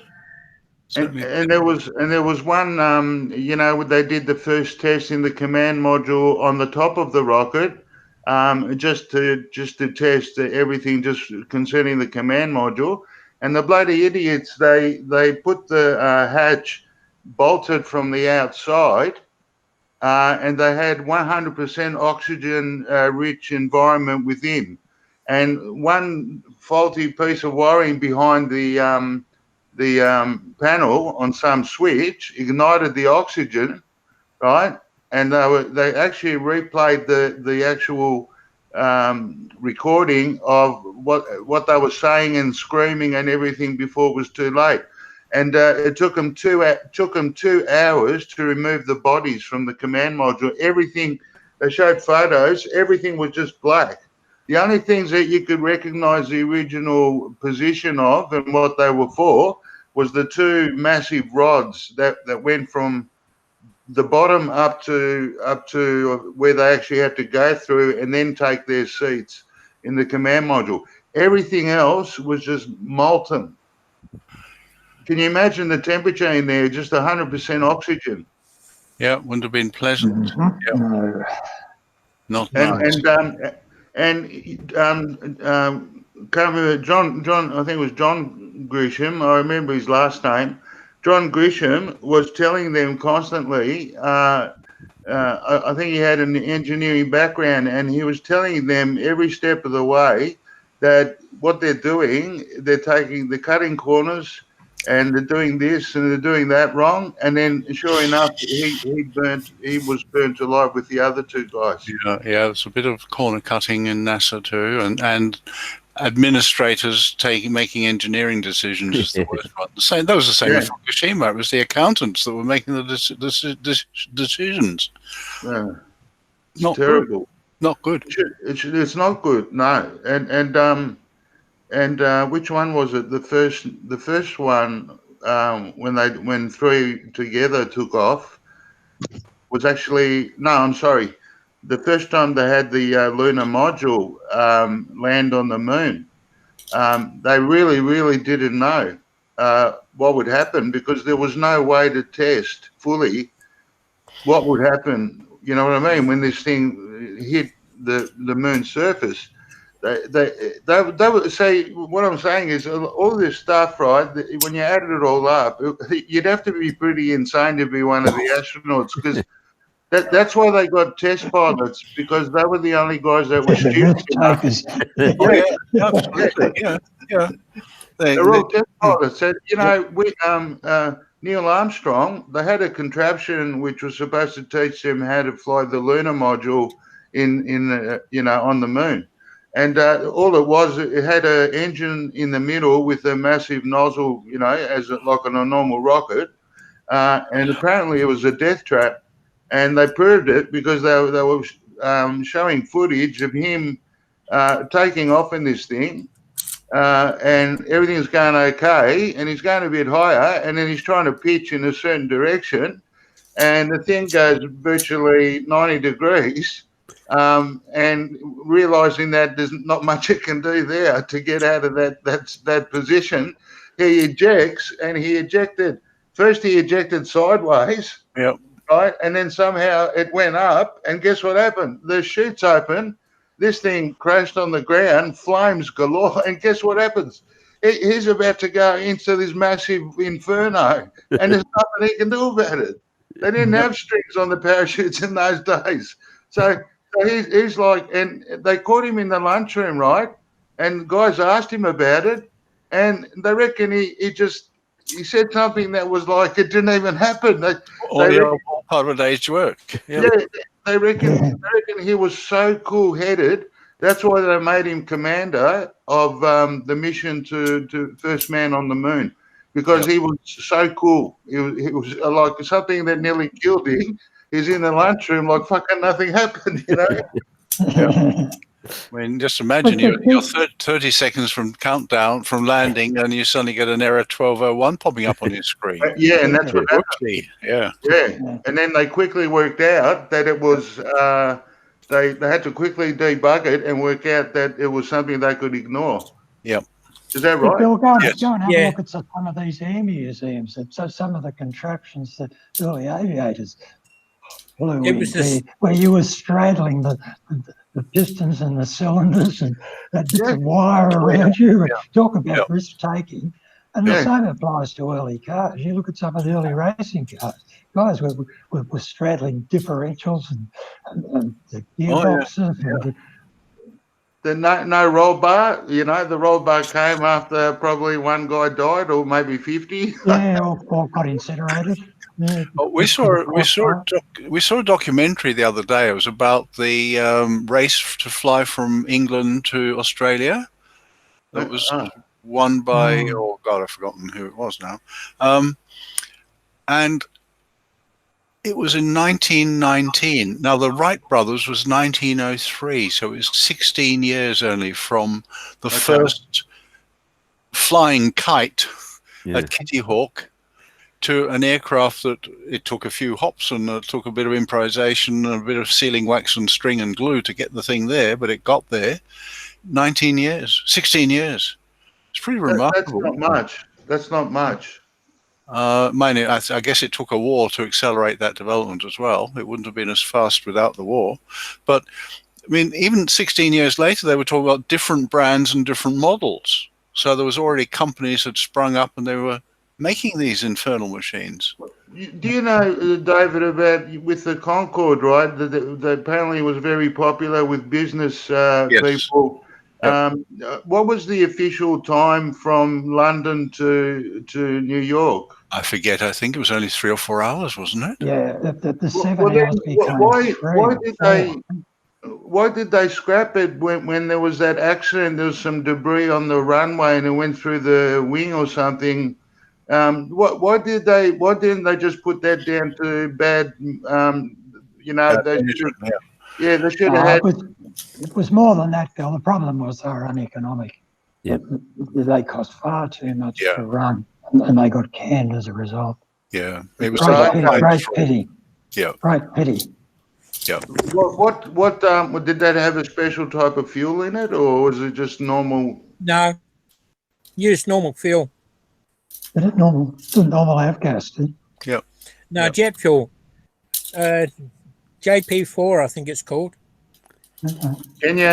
Which service station can I fill up with that stuff? You go to Moorabbin Airport.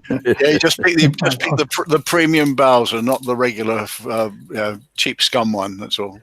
Premium Bowser. Yeah. Well, I saw a real film clip of that. Apparently, somebody saw it happen and pulled over on the side of the road. Yeah. And they worked it out later. There was a piece of metal that was twisted, and it went straight through the wing, and obviously fuel started coming out. And because the jets were Bill. Yeah. The piece of metal cut the tire. Oh. The tire then disintegrated and went through the wing. And the pieces of the tire went through the wing. Oh no! It had happened before, and when the Concorde took off, there was supposed to be a sweep of the runway. Yes. In order to make sure that there was nothing on the runway that could damage the tires. Yeah, I would have thought that's what they would be doing all the time for the Concorde. They did. What happened? What happened? They missed it. They missed it. Yeah, somebody got lazy and wasn't looking. Maybe it disappeared in the colour of the concrete. Concrete being white, aluminium being white, who knows? Yeah. That was a wonderful creation, though. That was the French and British engineers, I think. Yep. If you want to see something fantastic from the engineer's point of view, or the engines, you need to look at the other one that the Americans built to replace the U-2. Yes. Where the engine itself only develops 15% of the thrust that actually powers the aircraft. Why? The rest of it is developed by a ramjet engine that surrounds the jet engine. So once it's at a certain altitude and speed, it goes into another mode. Yes. I heard this. Someone told me it was a dual function engine. It was a ramjet. It's really two engines in one. You've got a standard engine in the middle. Although it is modified, there are extensive bypass pipes that because it can end up with getting too much air, and it blows out the fire. Flame, yeah. They have bypass pipes that duct away the excess air. Yeah. And it bypasses the engine, which helps to keep the engine cool. Yeah. And it then goes into like an afterburner ramjet type thing at the back, and that's when it really starts to go. Apparently, it's very interesting. It is so, the engine itself is so highly technical that when it first takes off, there's not enough air going in the front, so they have doors that open on the side about a third of the way down to allow more air into it. But when it gets to a certain point, there's too much air in it, so they have to dump air out of it. It's the engines are extremely technically complicated, but they're very interesting. They reckon that the Americans knew the maximum speed of the Russian ground to air missiles, at the time, apparently this craft could outrun a missile from the Russians. Only if they were coming from behind. If they were fired ahead of you and they were coming up on an intercept course, there wasn't much you could do about it except, oops, I better do a turn. Yeah. And that's literally what they would can't do. turn. And that would be the thinking process at the time. It would be a step by step. I must make a move.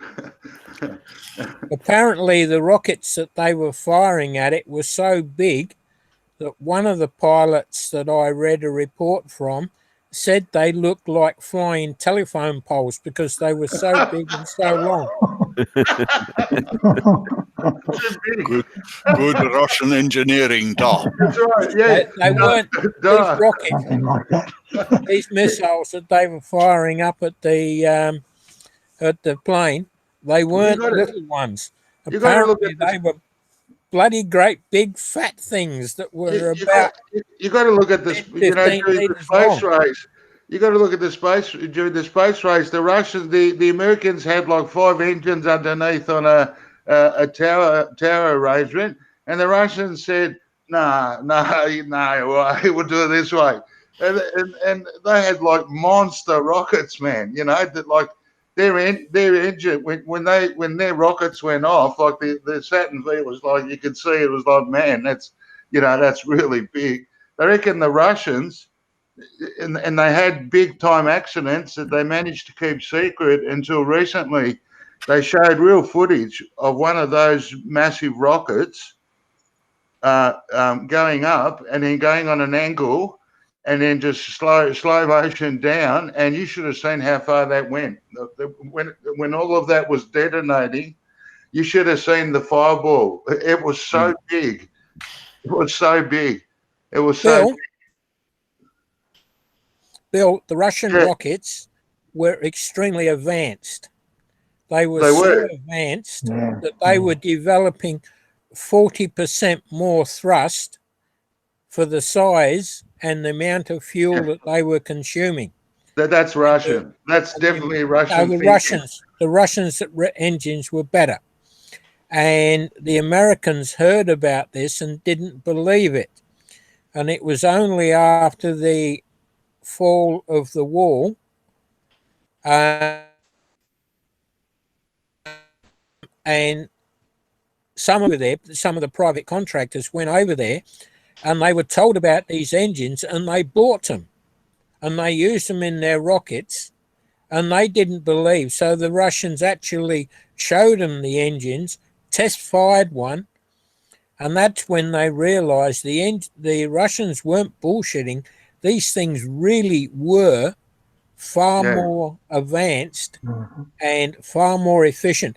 The American engines, they use a mini gas turbine to pump the fuel into the engine. Okay. Whereas the Russians were actually the Americans were dumping the exhaust of that engine overboard, very much like a little mini rocket engine. Okay. But it wasn't an efficient way. The Russians, what they were actually doing was feeding the exhaust of those gas turbine pumps. Oh, like a supercharger. Yes. They were actually then feeding that into the engine to boost. The technical term for it was that they were using a oxygen-rich mix, which meant that not all of the oxygen was being burnt. And then when it went into the engine itself, the main engine, it still had a very large quantity of oxygen available, which was then, so that they had 2 goes at the cherry. They were using the fuel twice. Yeah. And just shows the Russians had the smarter Germans than the Americans had. Yes. Yeah. They you got to admit it though, you know, it's a bit hard to know everything about the Russians even now. they really were good at keeping things hush hush. Yeah, well, it wasn't too hard to do that, because if anybody spoke, they shot them. Yes, duh. I don't think it's that much better now. Not much better now. Still No, having not journalists in much. Russia. Yeah. It did get better for a while, but now it's gone backwards again. Yeah, I agree with you, John. Backwards, yes. Well, Apparently, it's Putin's good. going to be emperor, and he just wants to keep everything under control. Oh, what's his name again? Putin. Yes. Vladimir. He's insane. Yeah. Well, yeah, No, we he's got not two superpowers. We got two presidents no. like that. Putin is incredibly sane, unlike the guy in the White House. Number 1600 Black Lives Matter Plaza.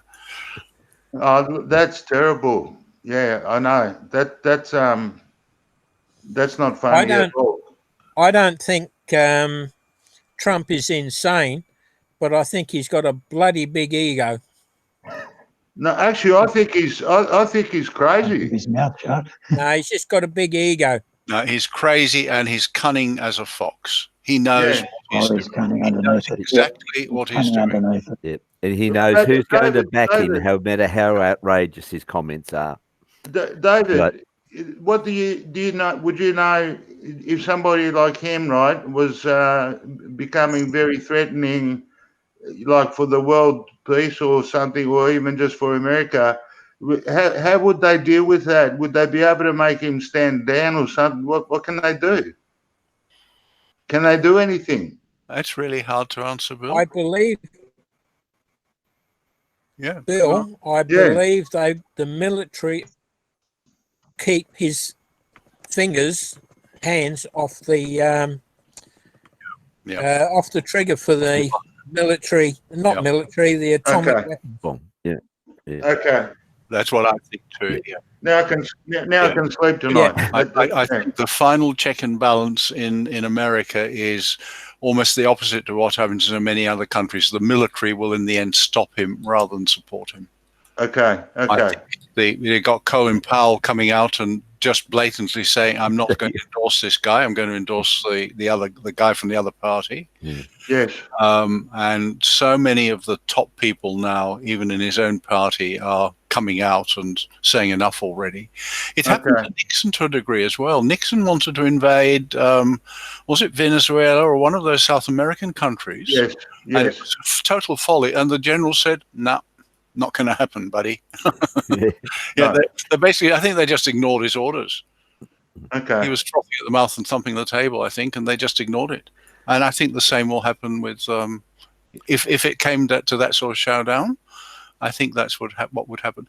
You would very likely, the irony in America, I think, is they've got the Second Amendment, which defends the right or grants the right to bear arms.